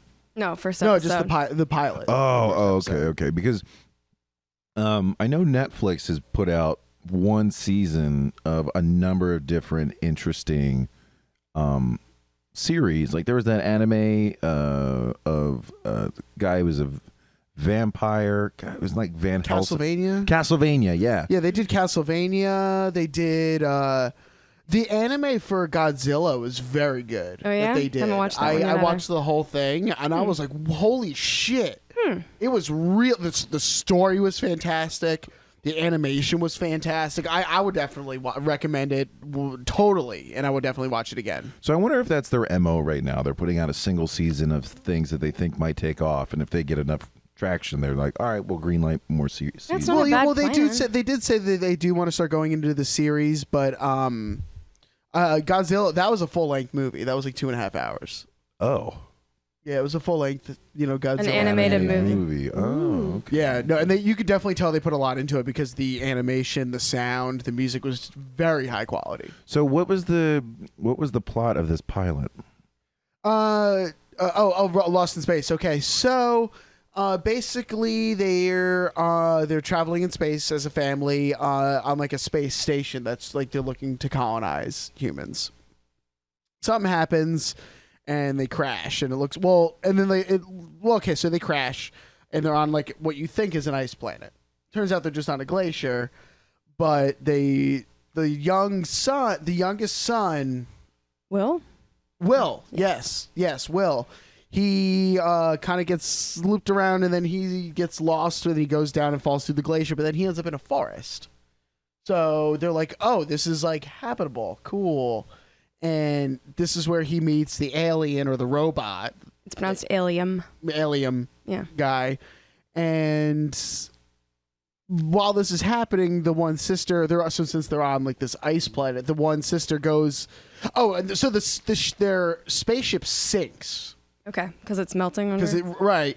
So it sinks into and then the temperature drops to like -61, and they're like all freaking out because it's gonna freeze the ship under the ice. So the one daughter, the brave one, jumps in. So then all of a sudden the ice froze. So now she's stuck underwater in like her spacesuit, like stuck in this ice, and they're like, "Fuck! How do we get her out? Shit!" So, and then the mother, who's the really smart one, her leg is broken. So it's the Marine husband, the Marine father, and the son, and the one other daughter who's like a typical teenager's fucking clueless, shouldn't be in space. It's right. just like, right. If we're sending anyone to space, it's not Bitch. teenagers. Bitch, you are ill-equipped for space travel. They will get too emotional and make rash decisions Right, exactly. for their hormones. I want to play with the airlock controls. That's why there's an age limit for president. I hate you, Captain. Captain Dan, you're so. You're not even my real dad. Whoa, that would be quite the space drama. Space drama. But so anyway, so they go and they find the one. So that Will realizes, oh, there's magnesium over there. Magnesium when it touches ice. Yeah, magnesium. Of Oh course. yeah, Yeah, you don't know what right. magnesium just looks like? It helps you if you take the supplements. It helps you sleep. Yeah, and apparently it also melts natural. ice. It's neat. Oh, magnesium melts ice. So It's a they're like, salt. ooh, chemistry education tidbit. So no, it really does that though. Magnesium. You know what? Great. So Good so for they magnesium. So this is Nerd. how he ends up falling through the glacier. They go to get this magnesium, and this is where he meets the robot. And then What the fuck? Okay. so then they realize that so then the magnesium starts to work, and then all of a sudden something happens, and then it freezes over again, and she gets stuck, and they're like, oh my god, she's about to die. All of a sudden, the robot shows up with Will, and Will's like, hey, he's with me. Oh. And the robot melts the ice and rescues everyone, Of and course. then that's cut. Okay. And then they're like, okay, cool, we're the Robinsons, we have a robot, we're stuck on a planet, and that's where we're at. They're stuck because of the ice. It's not Well, like anything's actually the wrong. rest of the family doesn't know that there's lots of vegetation on this Well, planet. the Alright. ship crashed and then sunk below the ice, but the ship had already crashed. I think they were stuck anyway. I don't know why I forgot the they, crash They part. thought they were going to be able to use the ship as shelter, but then the ice just goodbye. Yeah. It started to eat the ship. But I will say the CGI is very good. Okay. The soundtrack is spectacular. I was very it was everything. It hit me hard in the Doctor Who, Star Trek feels. Not so much the Star Wars, but in those veins. Those sci-fi ships. Those like the very space modes music stuff. It was very good, and the acting wasn't too bad either. Very interesting. Any notable actors or anyone? Did you watch House of Cards? Yes. I haven't, but yeah. The one chick, Jackie, the brunette that's with the black dude. Oh yeah. She's in it. She's the Okay. mother. Very good. Yeah. She was an enjoyable actress. She's a total Actress. fucking babe, is what she is. And she's a space babe too. Space Babe. Space babe. I really can't Space watch it. nerd babe sounds like. Yeah. She's a smart Oh one. yeah, she's like a scientist or something, Yeah. and but where I was kind of going with what leaves more to be desired is how the hell they got up there. Because Will was actually initially denied. Because and he knew about it because he fucked up in his they had to you had to I guess earn a spot on this and prove that you can handle survival And the situations. teenager made it through? Right. But Will fucked up, he choked or whatever, but the mother cashed in a chip or something, and So she banged a guy. I guess. Yeah. Well, I mean, it's not far As from you her do. character in She's House of Cards. She's A a space space guy. whore, is what we're Space looking at. whore. Space hooer. Well, I mean, But not Star a Trek lemon-stealing pioneered hero. the conquest of space babes, so it's about time we saw It's the other true. side of that coin. And Yeah. Yeah. Space bros, Space just bro. banging space bros left and right. Wow. My typical weekend. Banging Space Bros? What was the thing All day. back in the 80s, or it might have been the 70s, it was probably 80s. But Jane Fonda did a movie called Barbarella, and she was a space babe. What the hell is Barbarella? It's like space porn almost, but with Jane Fonda. And no actual porn. Is Jane Fonda the one She who gets hung naked out? a lot. In Is it. Jane Fonda the one who hung out with those gorillas? No. No, That's she was the Jane one all the Foster? Vietnam veterans hated because she like shit all over the Vietnam vets back in the day. Oh, I didn't know she did that. was she? Yeah, good oh look- yeah. She was if you like- talk to a Vietnam vet, don't say Jane Fonda. Was Jane Fonda good looking? Yeah, she was She's like hot a. as shit, yeah. Oh, okay. Was she an actress and then started doing workout videos, or was it workout videos? Like aerobics? It might have been the workout videos to actress. So what's Okay. the plot of Barbarella? what plot? There is no plot. It's just her getting. They're in space and she's trying to get space laid. That's it? Is it a real movie or a porno? It's on Netflix. And it's just Barbarella. real movies. There's high production value in porn these days, Bill.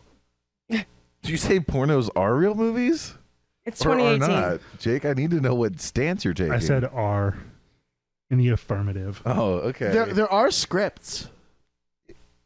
Is that all it takes to make a movie? Is a script? Based on some of the movies I've seen, Yes. Oh my the script God. is optional, it appears. You know what? That reminds me. At work, we've started a bad movie club. Oh, no. Ooh. But before we want to get there, I want to stay on the topic of space and space babes. And without It's not on spoiling, Netflix. because I am watching the series that you've just finished, please tell us what you think of Star Trek: The Deep Space of the Nine. Deep Space Nine from Outer Space. It's really good. I haven't seen all the Star Trek series, but it's my favorite. Now, did you see The Next Generation with Captain Jean-Luc Picard? I've watched the Next Gen a million times. Mhm. 1 million. I mean, it's good. You know, if you can tolerate the campy moments and the episodes that are not good, the show's very good with a few very strong characters and some good characters. DS9, eventually every single lead cast character is fully fleshed out, fully developed, and they feel like your friends. Really? Yeah. Because, what was it? Somebody was saying to me that The Next Generation, Star Trek The Next Generation, has characters that you really like. Sure. Whereas Deep Space Nine has story that you end up really liking. Well, both are so subjective, right? Yeah. For me, I liked the cast and characters of Next Gen. Mm-hmm. I love Jean-Luc Picard. He remains my favorite captain. I love Data. I wish he were my friend in real life. He's Frank. Yeah. Even They have the same he level. basically is my friend in real life, but he's not quite Data. He's basically my friend. He's a downgrade of Data on every single conceivable front.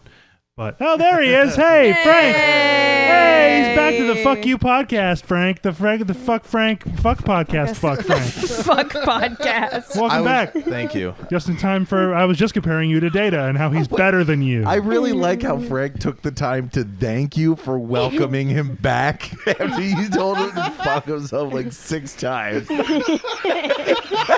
interrupted himself in the middle of speaking to thank you for welcoming him back.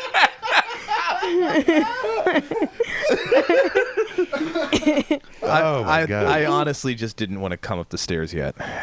Yeah, you hurt For your those, groin. yeah, for yeah, those. he was. That was more stuff for when we're off the mics. What he and I do in our spare time. Jesus Christ.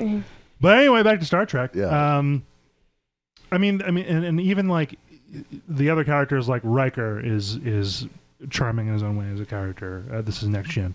Counselor Troy even has her moments. Geordi is decent. Even Barclay has a few episodes that make him like redeemable and endearing. Right? I can't remember who the hell that is. He's a minor character. He's not even part of the main cast, but he has several episodes where he's like front and center, and he's mostly annoying, but acted well. Is that the guy who's like the huge pussy? Yeah. Yeah. Okay, I remember. So there's that, but then there's a lot of camp, right? A lot of it, Like and when they go that's back to the- indicative of Star Trek, Yeah. and something that everyone has to either like or look past if you're going to watch these shows. DS9 of the series I have seen, it has the best balance of camp right? It has relatively little of it. The action's very good. Later in the show, a lot of the battleship scenes are awesome. They get very, very good for, being a 90s television show and not a big production movie. Speaking of which, the movies, the big budget movies of the next generation, like First Contact and Nemesis, almost no camp in those. No, but they're still not very good. I thought First Contact was actually a legitimately good movie. It was right. There was a lot of dumb shit. They break the characters. They break them left and right. Yeah, they tend Jean-Luc not to. Picard would not have done half the shit that he did in any of the movies he's featured in. Yeah, that's true. Relative to his character on the show. Yeah, it's because they want to make a standalone movie that would succeed well in theaters, so, Right, and that is not an acceptable concession for the typical Star Trek fan, right? Such as me. The reason I like okay with Picard it. is because of how he behaves in the show, and in the movies he does not behave that way, and it breaks the character. It just breaks it and the lore, and not to mention all the other problems. But those movies, those two you mentioned, are probably, I think, the most entertaining of the next-gen movies, and probably of all the Star Trek movies, short of the new J.J. Abrams ones. Which are really more. Anyway, back to you're talking about DS9, because you're in the process of watching it. For me, the main cast of characters for Deep Space Nine, over the course of 7 seasons, roughly the same amount of time as Next Gen, Next Gen fully fleshes out his characters too, pretty well, but I don't even know what it is. I think part of it's they're not acted necessarily quite as well as on DS9. Wesley Crusher's not the greatest character you've ever seen. He is. I was going to make a joke, but no. Why not? I'm being serious. No, he sucks. Even like the child actors, Wesley. particularly Nog in DS9, the Ferengi kid, he's great. He only gets better. I don't want to spoil anything, but like the older he gets and the more involved he gets in Starfleet, like you get to like he goes through all the shit that like someone who enlists in the army young in life and encounters combat. Like he goes through all that shit. And like that's a really strong point for him. Odo figures out who the hell he is and like what his people are up to. And Odo's a shape-shifting space monster. He's like Data, probably a contender for my favorite in that show. So one thing that I found really interesting about Deep Space Nine was that they set up this interesting dynamic of there had been like a previous war between I think it's the Romulans and the not the Maquis, that's in Voyager. It's not Cardassians. Or is it the Cardassians? The big thing and the shit. Who were Bajorans. the Bajorans? The big thing in DS9 is the Cardassians occupied and basically enslaved the Bajorans, who are just like they're a spacefaring planet, but they have one planet. They're very small, very religious, very cultural. And the Cardassians are very militaristic, and not without culture, but they're not quite fascistic, but very. What's the word I want? Not autocratic. Authoritarian for sure. That's probably the best word. The type of society where, like, if you're accused of a crime, 1, they don't have to tell you what that crime is. 2, you're already guilty. 3, the punishment's execution, and there's nothing you can do about it. And there's a trial, but it's just for show. It's for like the morale of the rest of the Cardassian people. It's like authoritarian, really, is the best word for it. And they just enslave the Bajorans. And this is all before the timeline of the show. And Deep Space Nine is a space station that was prior under Cardassian. It was built by the Cardassians and was called Terok Nor, is its name. The Federation beats up the Cardassians and takes DS9, and now a coalition of Bajoran militia, really, and the United Federation of Planets personnel are running the space station. And the Cardassians are constantly pulling to try to take it back or try to, do this, that, and the other. There's, it's right next to a wormhole that leads to another quadrant of the Milky Way galaxy where there's other aliens who they never met before, and there's a whole plot around that and the interaction. That's where I just got to. I'm not going to say another word about that interaction because it's tremendous, but it is ultimately the main plot of the series. I would like to point out that probably one of the best TV show acting experiences I ever had was watching the episode where they believe that they have captured a Cardassian war criminal who overran a prison slave camp, and murdered tons of Bajorans when they were fleeing. I don't know who this guy is who did the acting, but he puts on a fucking clinic. It is.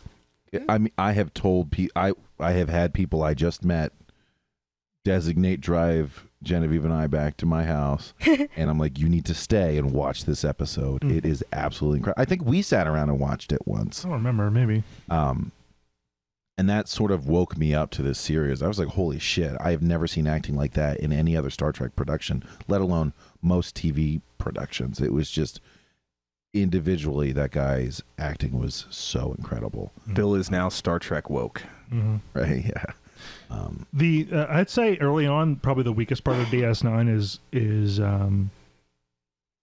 Commander Sisko, Benjamin Sisko, as an actor, but he fixes that a few seasons in. He gets much better. Yeah, I find him his interactions with his son too hurt my body. All that shit cringy. improves. He improves as both an actor and as and in his character and how he portrays him.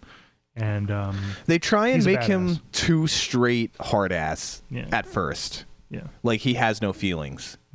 And the I can't remember the guy who portrays Sisko. Do you remember? I don't know the actor's name now. He tries to act without feelings. And It's almost like he's trying to be Data, but with all the robot affections. Exactly, and it doesn't work at all. But eventually, a couple seasons in, he gets to the point where like they're writing his character better, and he's more comfortable acting with emotions and like true feelings that you would expect a regular person to have, and he really starts to know what to do. By seasons 3 and/or 4 is where he really kind of, I think, hits his stride, and he only improves from there, I found. But yeah, if you're going to watch any Star Trek and you only have the patience for one series, I'd recommend DS9 for sure. The episode, I believe, is number 19. It is called Duet. A visiting Cardassian, Maritza may in fact be the notorious war criminal Gul Darheel, butcher of HLITtB labor camp, and Kira is determined to bring him down. Ghoul or Gull is kind of the equivalent of like general, basically. It's like a high-ranking military person Yeah. in the Cardassian military, but we could nerd about that forever. What I am regretful of is that there are not very many Star Trek games. There is one that I've heard of. I haven't played it. I don't know what it's called, but it's like a spacefaring, not quite RTS. Yeah, is it online? Yeah. I picked that up. I played it for like 2 hours. I had some friends who were having fun with it for a little while, but I never picked it up myself. Yeah, I still thought it was like malware. the way I navigated there was very suspicious, but it was fun enough. It just didn't grab me in any meaningful way. I wouldn't mind like. Can I grab you in a meaningful way? I wouldn't mind like a KOTOR style game By the dick. or Star Wars: The Force Unleashed style game, but Star Wars: The Penis Unleashed. But for Star Trek, where you like come up Star through the Wars. academy, Yes. Star Wars Captain Crunch Unleashed. Oh, where you Jesus come up Christ. through the academy, and you can I advance. was trying And so hard. you know what? Actually, more like Skies of Arcadia, which is a turn-based strategy game, JRPG with ship battles in the same fashion. That sounds fucking dope. Shit to me. battles? So, Battleships. thank you for that, Jake. While we're on the subject of TV shows, wait, what was I gonna? Where was I don't gonna know. transition to before we switched to space? I don't know, Bill. I'm not inside your head. No, what were we There's a talking lot of about room in before there. we went here? Oh, Space. We were talking, it was God damn it! I'm not gonna remember till I play Bill, it back. I need my space. Lost in Space. So Lost in Space. Do you remember Matt LeBlanc That's okay. played not- in one of the? There was a movie, and he had cool armor. Is Matt Oh, LeBlanc? was in it was that the movie reboot of the? Matt Yeah. LeBlanc is definitely not in the new Not Lost in the in new Space on the Netflix No, show. no, Which there is was a bummer, movie. but he was in a movie. It doesn't matter. The show's Like- incredible. It came out in the 2000s, I think. Yeah, I think it did. I have one complaint What? about the new Lost in Space. Are we actually going to talk about this? Do we Oh, want to fuck talk you, about We it? already did. Oh, I'm sorry. Yeah, but go ahead. Give us Oh. your Yeah, complaint. Give us your maybe complaint. while you were downstairs being a bum. I'm sorry. It's I okay. am a bum right now. I'm a bum with a bum leg. Yeah, but you were being a bum downstairs. Yeah. I'm always being a bum. What is your goddamn complaint? The woman who is like the like fake psychiatrist. Yeah. Like everything she does makes no sense, should not work, and would be easily rectified if people just weren't being idiots all the time. And you would think that, given the supposed detail of the tests that went on to select the people that went there, that they would be easily predisposed to countering all of the traits that she exhibits, and that she would be easily recognizable as not someone who fits in. Mm-hmm.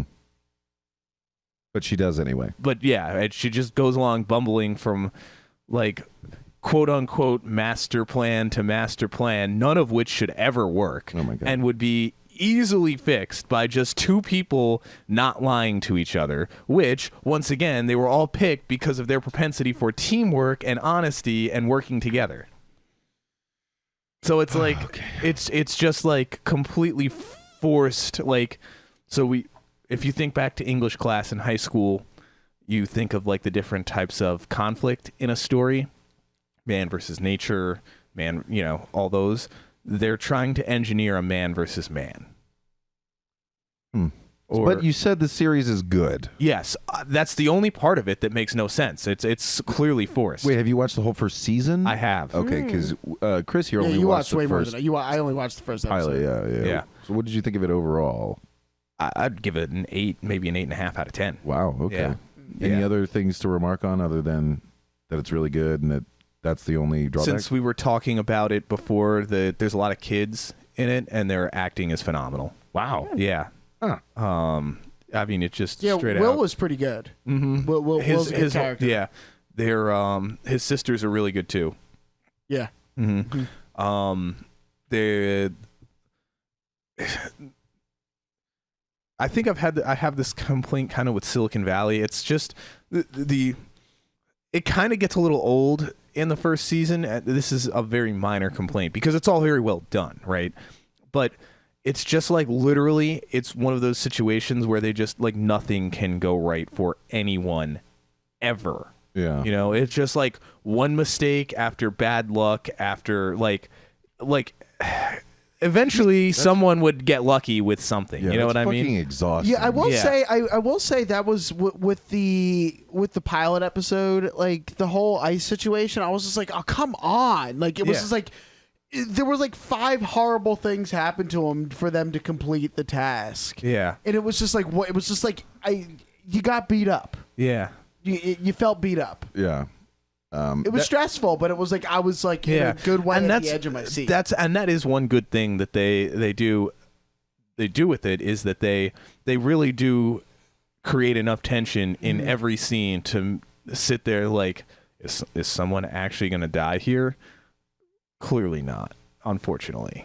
Like they should have killed somebody. Spoiler alert, no one dies. You know, that is what exhausts me as a viewer in so many series is that shit just never really changes. Yeah. And I've said this about like It's Always Sunny before. And people like that part. Like, these guys are jackasses and things never really improve. But it just after a while I'm like, come on. Like Look at Walking Dead. oh. Look at how many times they can recycle that bullshit. Yeah. I haven't watched it in like the last 4 or 5 seasons. Yeah, It's- I gave up after I stopped season after 4 or 3. 5. they Yeah, ran like maybe. a super cool raid on a building and then they killed everybody inside. When they came outside, there was more enemy who surprised them, and I was like, I can't pick this back up. I just can't do it. You know what I mean? Like I still think, and I'm not going down this road anymore to say, I still think it would be nigh on trivial to rid the world of zombies, a la the Walking Dead level zombies. Just make a tool or a maze or something, and whatever. Okay, we've got a TV show to talk about. Genevieve and I had been watching the original Dragon Ball. We have finished the series. I will say this to anybody who has seen the series, I'm sure they will agree. The last 4 or 5 episodes are made there. So Goku is finally like a late teen. He's saved the world or whatever. I'm not spoiling anything because the fact that there's a Dragon Ball Z, I think you can surmise certain things about Dragon Ball. But he ends up with Chi-Chi. And the show turns into like Goku and Chi-Chi go through an 80s action cartoon. Like, the whole series builds up how impressive the Kamehameha wave is and shit. Fighting is great. There's a super battle. And then, like, in these last 3 episodes, it's like Chi-Chi going, I'm scared! And then Goku's losing, and all of a sudden he just busts out a Kamehameha, and the show advances, like, past these, like, jobber enemies. It was made by somebody who, it looked like it was made by somebody who had never actually seen an episode of Dragon Ball. But it just, like, somebody made certain points, like, he can do this, he can do that, he can jump this far. These are the kinds of things he likes to say. It was so goddamn preposterous. Yeah. That, like, it could have, if it had gone on any more episodes, it might have spoiled the whole experience for me. But the thing is, it was like the last 5, like you said, out of 170. 53. Oh, okay, yeah, 150 episodes. So like 148 were all consistent and relatively, normal given the world they're in. Yeah. And then 5 episodes of this, like. So I gotta say, I loved that series. When I grew up, I always caught Dragon Ball Z at varying points through the storyline. I loved that, and I always sort of saw Dragon Ball as its dorky cousin. But watching it, I realized that there is a shitload of charm in that series. Like, Goku, the character, is very, very endearing. He's really well acted as a child by whatever actor. The series especially starts off really goofy. Anything can happen, right? There's the Red Sash Army that wants to get all the Dragon Balls so that they can wish the Magic Dragon, and you think, to take over the world. Well, turns out their leader is like a 3-foot-tall redheaded guy who's angry that he's short, and he's using his army to get the Dragon Ball so he can simply wish himself taller. Right, with how ridiculous it is. And there are dinosaurs that are alive, and they're like smart, and they can talk, and they're fighters, and they've got like all this personality. What sort of happened with the storyline is there was at one point there was a martial arts tournament to find out who the best fighter in the entire world was. And from what I've been told by one of the guys I work with, was that the person writing the story found out that was really popular and shifted the whole series to become this tournament style fighting. Now, Goku tries to become the best fighter in the world, and he loses to his master in disguise in the first time, Master Roshi. But it's a sick fight. I mean, Master Roshi even ends up blowing up the moon with an energy blast, right? So the next major spoiler. But doesn't that fuck up the tides? That's what my question was. Yeah, we spent like 5 minutes on pause because I was having a serious issue with this. Like, there's so much about the show that's ridiculous, but blowing up the moon is fundamentally, like, physically not cool. Like, you don't just do that. I appreciate you. So, well, they even mentioned That's where she draws in the limit. show. They were upset about it. They're like, no more moonlit walks. What about the tides? And then they're like, it'll be Just fine. like, well, It'll be fine. it solved this other minor problem for now. So And I think the moon is later restored, and it's simply like somebody's like, I restored the moon. yeah, like how? So, As you do. Oh the my next God. big thing is that, an ancient, evil, powerful king is revived. Can I? What? I really, just to add more ridiculousness to it, they end up going into this underwater cave that was supposed to be like a pirate hangout, and it's futuristic in some ways, in that there's no more pirates and the treasure is like gone or moved or something, but they do run into the security system for the pirates, which is precisely a xenomorph in robot form. Yeah, it's a xenomorph from the movie Aliens. Alien.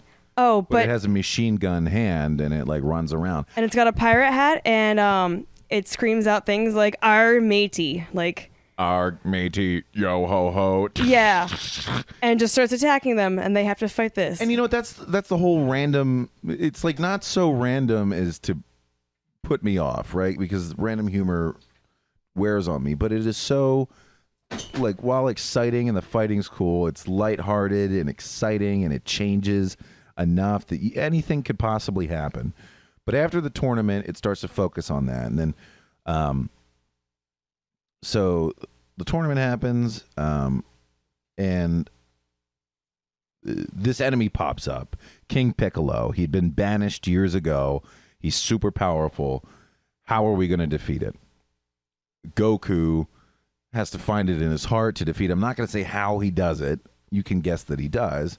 I'm not going to say how he does it, but it turns into like a big fight out in the middle of nowhere with some interesting characters, but the show basically becomes a fight show exclusively, not this creative like underwater pirates and searching for the Dragon Balls. Searching for the Dragon Balls and meeting all kinds of monsters and stuff. It's There's like just multiple episodes dedicated we to gotta one fuck fight. up King Piccolo because he wants to destroy the Earth, and he's fucking. So King Small. King's what? King Small. Oh yeah, okay. So Is he small? No. He's huge and he's super strong. Then why is he called Piccolo? I don't fucking know. Okay, I didn't name him. All right, it's a Not high Japanese- pitched either. Yeah, I was gonna say I don't think the name of these characters has anything like they're nothing about. Actually, just not stop a asking guys. questions. You guys, Stop you guys, asking questions about this you guys, show. It's you ridiculous. Guys, this is a Japanese television show. Yes, with naked boy penises running around. The names of the characters can come from literally anything if the writer of the show thinks it sounds cool. Actually, Piccolo and all his little minions are named after instruments. There's now like that I recall. tambourine, cymbal. Okay. That sheds And a little more light. And as Yeah. for the naked Right. boy penis, we addressed this in the last episode where we talked about Dragon Ball. He is drawn as a child who is naked and anatomically generally correct at points in this series.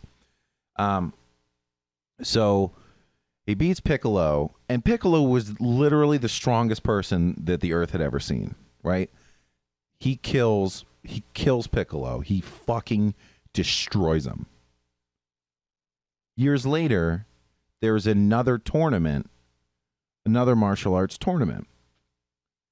People stand across from him in the ring and say, "I'm going to beat you up." He I'm defeated gonna beat you up. King Piccolo, right? Yeah. Some of these people were killed by a minion of King Piccolo And then and then brought were back. alive again, and they're going to beat the guy who beat King Piccolo. At that point, I'm like, this show has no memory. And then it progressed towards there's another version of King Piccolo who's also in the tournament and is very strong. People are like, we're super fucked. I'm like, Goku already beat King Piccolo. This is just another King Piccolo. And they shoehorned this final sequence fighting new King Piccolo in the martial arts tournament so hard. There are like 300 fighters there who could all team up to defeat new Piccolo.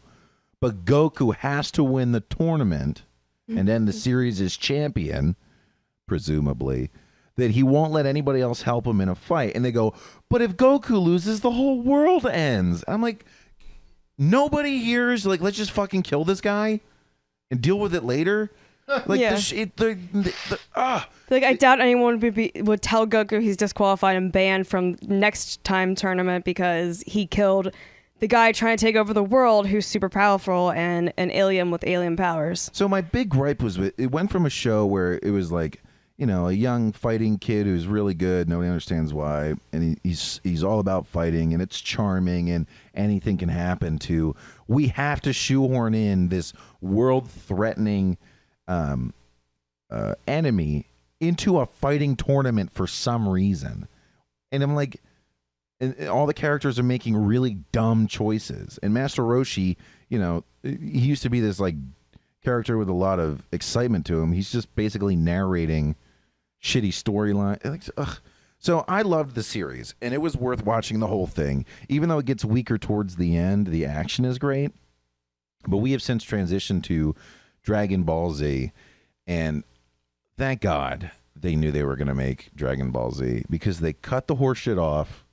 They stopped Dragon Ball, which I would still give as a series. What would you give it, G, out of 10? Well, maybe like an 8. Yeah, I give it like an 8.5. Yeah, I loved it. it's good. The last 3 episodes, I mean, they're only 20-minute episodes, really. You know, like the last 3, whatever. If they were stupid, I don't give a shit. They were still fun. I got to watch my favorite characters do some cool shit. Dragon Ball Z, it starts right up, and they're like, okay, you remember all that lore from last time? We're changing it in X, Y, and Z way. All right, you remember all those characters? They have changed in X, Y, and Z way. All right, you remember all those, how anything could happen, and this was an endearing character and all that shit? We're done with that now. This whole series is about fighting incredibly strong people, and it's only going to happen more. Literally, the first enemy is it's a guy from space who's stronger than anybody on the planet. He's going to blow up the planet unless we stop him. They stop him. The next two more enemies stronger than the last guy, coming to Earth in a year. If they get here and nobody can stop them, they're going to blow up the planet. They made it pretty clear that this series is going to be much different. Yeah. Which changed I'm like, great. Okay, good. I still got my characters. They've still got cool powers. We're going to build on that. But you're not playing pretend like you did at the end of Dragon Ball, right? You know, they could have ended Dragon Ball at 110 episodes and kept the theme. But overall, I think we both really enjoyed it. Do you have any things you want to say about Dragon Ball? Well, I really enjoy it. I think my one major gripe with it is between the two series and towards the end of Dragon Ball and then in the beginning of Dragon Ball Z, the transition of Goku from little boy to teenager then to father is super weird. Like, it's not believable. It all happens off screen. Yeah, well, that's it's hard for me to digest that because he's like this stupid young kid who like doesn't understand gender or what people are and how like cities exist, and like he's a feral animal and he just knows he can fight well and he'll just fight everything, and then all of a sudden they age him up after so many years where he goes and trains, and they cut to the next time you see him and he's a teenager, and I was like, oh, okay, I guess that's what he would be like as a teenager. That kind of makes sense. And then at the end of the series, he's hanging out with Chi-Chi because they're about to get married. And then, spoiler, not spoiler, because it's been years, in Dragon Ball Z, we start off and it's him and his couple years old son. And it's so, the timing of it was just so jarring, I think. Yeah, how did she even convince Goku to fuck? Like, yeah, that's what I'm thinking is like, he just seems like this like innocent little kid. Like he used to his character would like pat you in the crotch to find out if you were a boy or girl. Boy or girl, because he didn't know what girls were before he met them. So it, like I said, as most people do. The first episode, That's how I found out what a girl Dragon Ball was really great. I'm really excited for Dragon Ball Z, and I really applaud how they made the hard transition. They just said, here's all this new lore. Now, do you plan to watch the original Dragon Ball Z, or are you going to try to pick up Kai instead? Nope, Dragon Ball Z. Okay. Why? Because Dragon Ball Z Kai is a remastering of Dragon Ball Z with all the filler cut out. Yeah. Okay. And I can So you're not going to spend 14 episodes charging a single Kamehameha, for example. Oh, but that's so much fun. That's the point. Okay. It's really not. Well, maybe not for everybody, but I do like a lot of that campy shit. That foreplay to the fight. Yeah, so we'll give it a try, and if we can't make it, we can't. You can always go, and my personal recommendation is to go to Dragon Ball Z Abridged. I was just about to say that. Yes. Team Oh, boy. 4-star Yes. on YouTube. Okay, well, that Dragon might Ball have Z to Abridged. Now, they haven't put out a new episode in like 6 months for some reason. Wait, do they do every episode, or is it just like... Well, but they mesh it together. Okay, that's what I thought. And the story is really only slightly different and But significantly funnier. Way better. It's way better. Mm. Yeah, it's too funny. They're in like the early-ish stages of the Cell games. I think Gohan just got thrown in. Goku yielded and We're not there yet. told Gohan to go fight Cell. So, beyond that point, beyond the Cell games, you got to watch the main show or Kai. I don't know how far Kai's along now because that just started a couple years ago, that remaster project. But yeah, you have several options when it comes to DBZ. How many episodes are in DBZ, like the original? I don't know. 200 and something. Okay. We were looking at it. Okay. DBZ episodes Abridged by far. If you do nothing else, just check out the Frieza saga, the end. What's the name? Captain Ginyu Special Forces. It's like a comedic take on the series, right? Yeah, it's incredible. They make Goku even dumber, like significantly dumber to a fault. They make Gohan as like a savant, like Yeah. he's like a genius, and but he's a kid, so he's Right. like, I've seen so many people die, like. They just give a different spin to every character, and they do make jokes that kind of require you to understand Dragon Ball and the original airing of DBZ, but Some don't. you really don't have to. I mean, I watched Dragon Ball Z, most of it, once as a preteen or whatever, or as a early teenager, and It's I called remember Teeny very Bopper. little of it. But because of DBZ Abridged, not only do I remember more of the original story, I now have a funnier attitude about it. Yeah. I take it even less seriously, and it's for the series' benefit. Yeah. There's also a Yu-Gi-Oh! Abridged. I don't know Yu-Gi-Oh! if you- Abridged was the same group of people's first project. I think they're still doing it. It's a little harder to slog through. I watched it without having any frame of reference for Yu-Gi-Oh! I've never seen the show, never played the game. I still got some laughs out of it when I was younger. As with many things, including our own podcast, it gets better with time. So but I did find some enjoyment out of that. Frank, do you have a hard stop in 15 minutes? Ish. Okay. Oh, Um, what's our time? It's 15 Our to 9, time, I we're up imagine. around the 2 hour mark. Okay, because I remembered what I failed to mention earlier. I said at work we started a bad movie club. Oh my goodness, so good. 4 movies, one every weekend, and then afterwards we have an award for our favorite and least favorite, not best and worst. But so far, the way that we found movies is we type in the title of a movie that we thought we were going to watch, and then we look at the suggestions below, and we pick a shitty-looking one from that, and that's what we go with.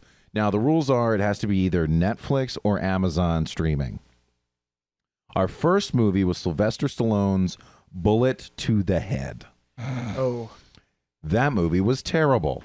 It has Jason Momoa in it too. It does. It turns out he's not a very good actor in that movie. Or any movie. Basic plot.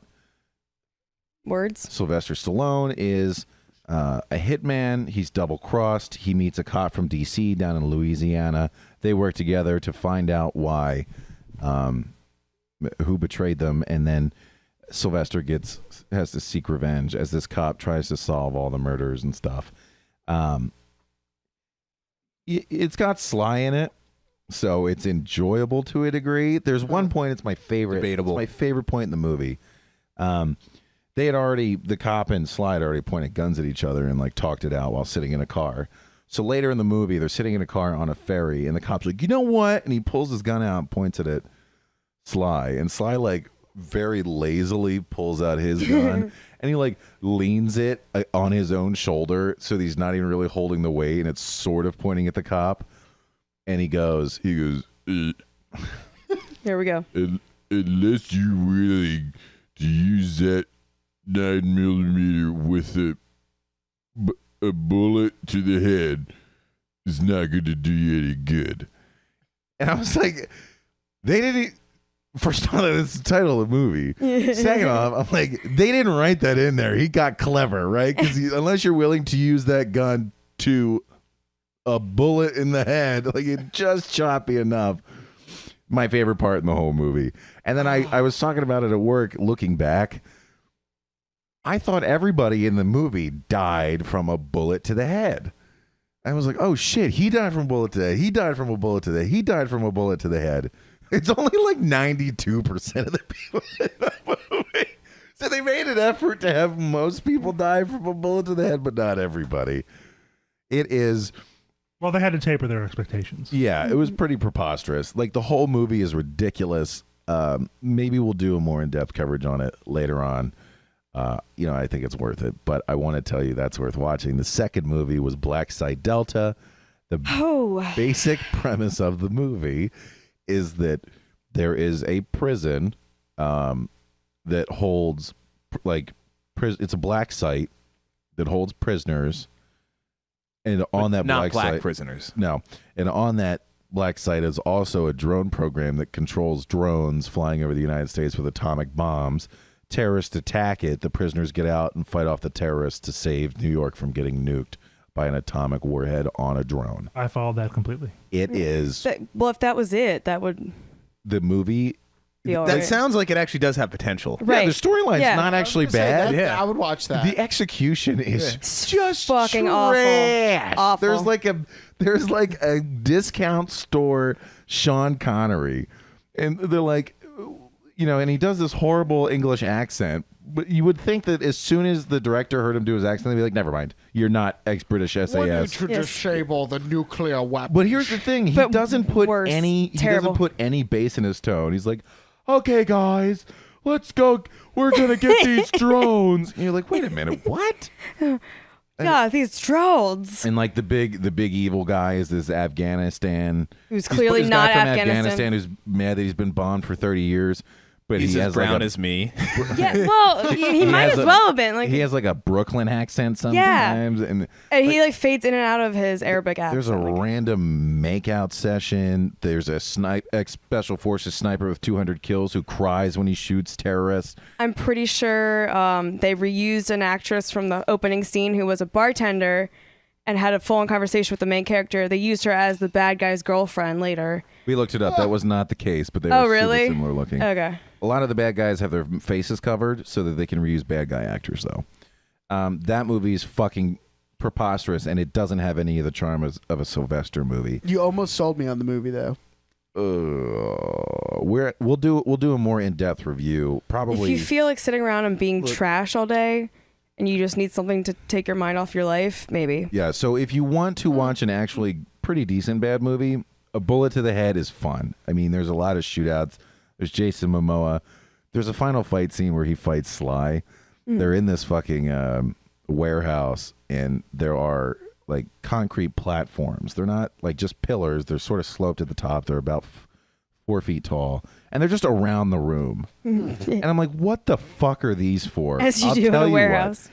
They're so that at one point in the fight, Jason Momoa can run at them with an axe in his hand and hurdle one. And that's it. So I would recommend watching that movie. Did you watch that with me, G? I watched the end of it with you. Yeah, you'd say watch that for Yeah. fun. Black Side Delta. Again, if you want to feel like trash all day. Yeah, if you've really sinned deeply, or you want to Yeah. see just how That's like bad bad a hangover unintentionally bad movie can be, watch that See, one. watchable movie. I've been in this argument before. I don't believe in watching bad movies.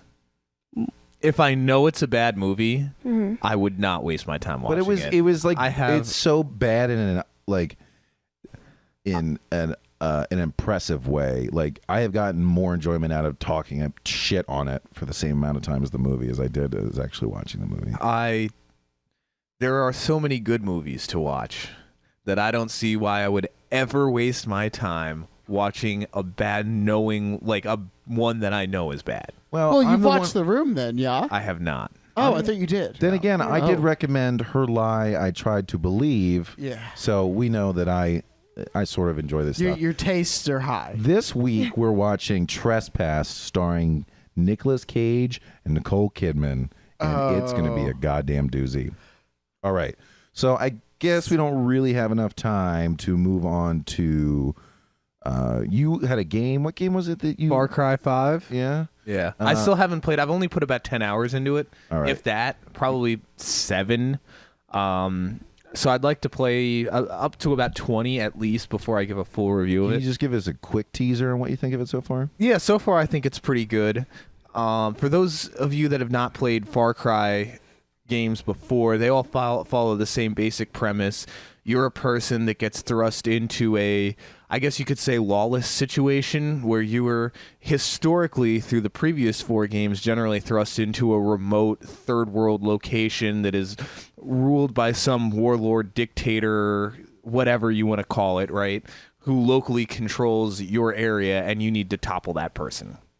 So the Far Cry 4 took place in like the Himalayan mountains, right? And it was like some fictitious Asian country, like in the Tibet, Himalayan mountains region. Then I think Far Cry 3 took place in like like sub-Saharan Africa, and there was some African warlord, and I think Far Cry 2 took place on an island. The difference with Far Cry 5 is that it takes place in Hope County, Montana. Not a real place, but it takes place in Montana. It's supposed to be a very remote county in the middle of nowhere, Montana, where there is a cult that just takes over. And it's so far, like I said, pretty good. One thing that it's really gotten me interested in is so Far Cry games are open world, and you complete very similar missions to kind of free different areas and then progress the story, right? So a lot of them are like capture this outpost, like free these prisoners and recruit them to your cause, the resistance, right? Well, in Far Cry 5, one of the missions to get supplies is find prepper stashes. Very cool. Yeah.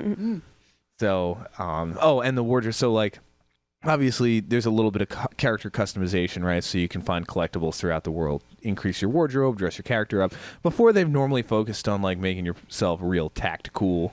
Yeah. You know, in this one, it's all like flannel shirts and trucker hats. That's awesome. So somebody was talking to me about. They asked me what I thought of it, and I said, "Well, Frank's going to do a review on it soon, so I'll tell you after he does that." But I was like, in the meantime, Far Cry 3 was super popular. If you've never played that, just go pick it up. It's bound to be on sale because Far Cry 5 is out now, right? So I would think you could pick up 3 at this point for like less than $10. $19.99. Really? Yeah. That's a little. I would not pay that much. I would pay $19.99 for Far Cry 4. It was 6 years ago. But $19.99 right now, and it's not on Steam sale, and it's probably always on and off Steam sale. So yeah. Okay. Great transition to our closing section that we like to do every week now. We're going to take a look at the Steam sales and give you some feedback. Now, I think this week is going to be a little tough because there seems to be a mountain of games on sale. Our store is loading here. Let's see. Week-long deals. Click to see all 622 products on sale this week. All right, we're looking at all 622. Okay. Nier Automata, 50% off, $30. If I like to spend more than $10 on my Steam sale stuff, that would be the thing to pick up. But $30 is out of my price range. Oh, Tomb Raider. Tomb Raider. This is on my watch list. Rise of the Tomb Raider, because we're going to end up playing through this whole series. 67% off for $19.79. I've decided to wait because I think by the time we finally complete all the games leading up to it, it will be even cheaper. Right. Let's see. Shadow Tactics, we talked about that. That's $20. That's it. That's an easy pass. Anybody have an opinion on Payday 2? What is it? Yeah, I would play it. I mean, it's $5. I think, isn't it like a heist game? Something like that. I don't know. I've heard decent things about it. It's got positive reviews, right? Yeah. Yeah, it was really popular there for a while, but if it's the only complaint that I heard is that it didn't really have anything particularly innovative. It was just like a good game, you know. Well, for $5 it doesn't look too bad. Yeah. All right. Let's go back. What is this clone drone in the danger zone? Oh, yes. Looks silly. Gonna take you right on to the danger zone.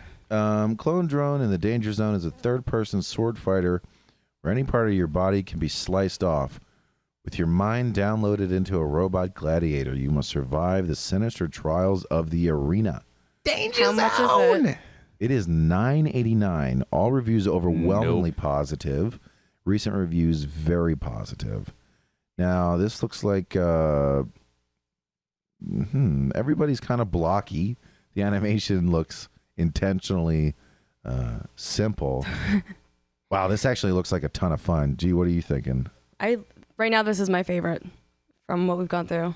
It looks pretty goofy, but there's enough like action going on. There's energy weapons. There's spooky explosions. There's flying saw blades. There's like a maze thing now? Yeah. What? I thought it was just like fight in an arena. Early access, so I guess it'll probably get a little bit better.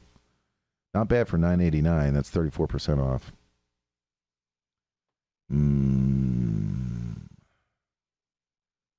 Squad, that's 25% off for $30. That's going to be an easy no for me. Dying Light, we've talked about this before. 55% off, under $20. This is going to be a hard one for me to turn down. $17.99. This game is really, really good. We've talked about it before. Like a parkour zombie survival game for $18. That's hard. What's this free new content situation it's got going on? Oh, I don't know. Jake, would you mind clicking on Dying Light so we can see the free new content? Very positive and stayed very positive. How much was it? Did I again? see PUBG on sale? No. Okay. It was just up there. It wasn't Shut on up. sale. The We've done PUBG. There's downloadable content. It all seems to be on sale. I don't see anything free. The enhanced edition with, it looks like, oh, look at that. Soundtrack, 3D printer models, collector's art book, and wallpaper pack are all free. All the DLC is... Wait, games are coming with 3D printer models now? I guess this one is. That's pretty sweet, actually. That is pretty cool. Well, this one you can get the whole enhanced edition with all the DLC and all that free shit for $23. That sounds pretty dope. Does sound pretty dope. All right. Maybe we got time for one or two more off the front page. There's this Daedalic Entertainment. It looks like a whole range of... Whoa. Is it oh, shit. That's Look a at all these publisher games. sale? Yeah, it's publisher sale. Wow. Okay, so this looks like the kind of thing where you might find a gem in here for super cheap. Good old diamond in the butt. Yeah, if you poke around, maybe you'll get lucky. They had. Oh, look, there's one game that's like 49 cents up there. Wow, there's some cheapos in here. I'd probably play a couple of these. Yeah, the 49 cents one's 90% off. Oh my gore!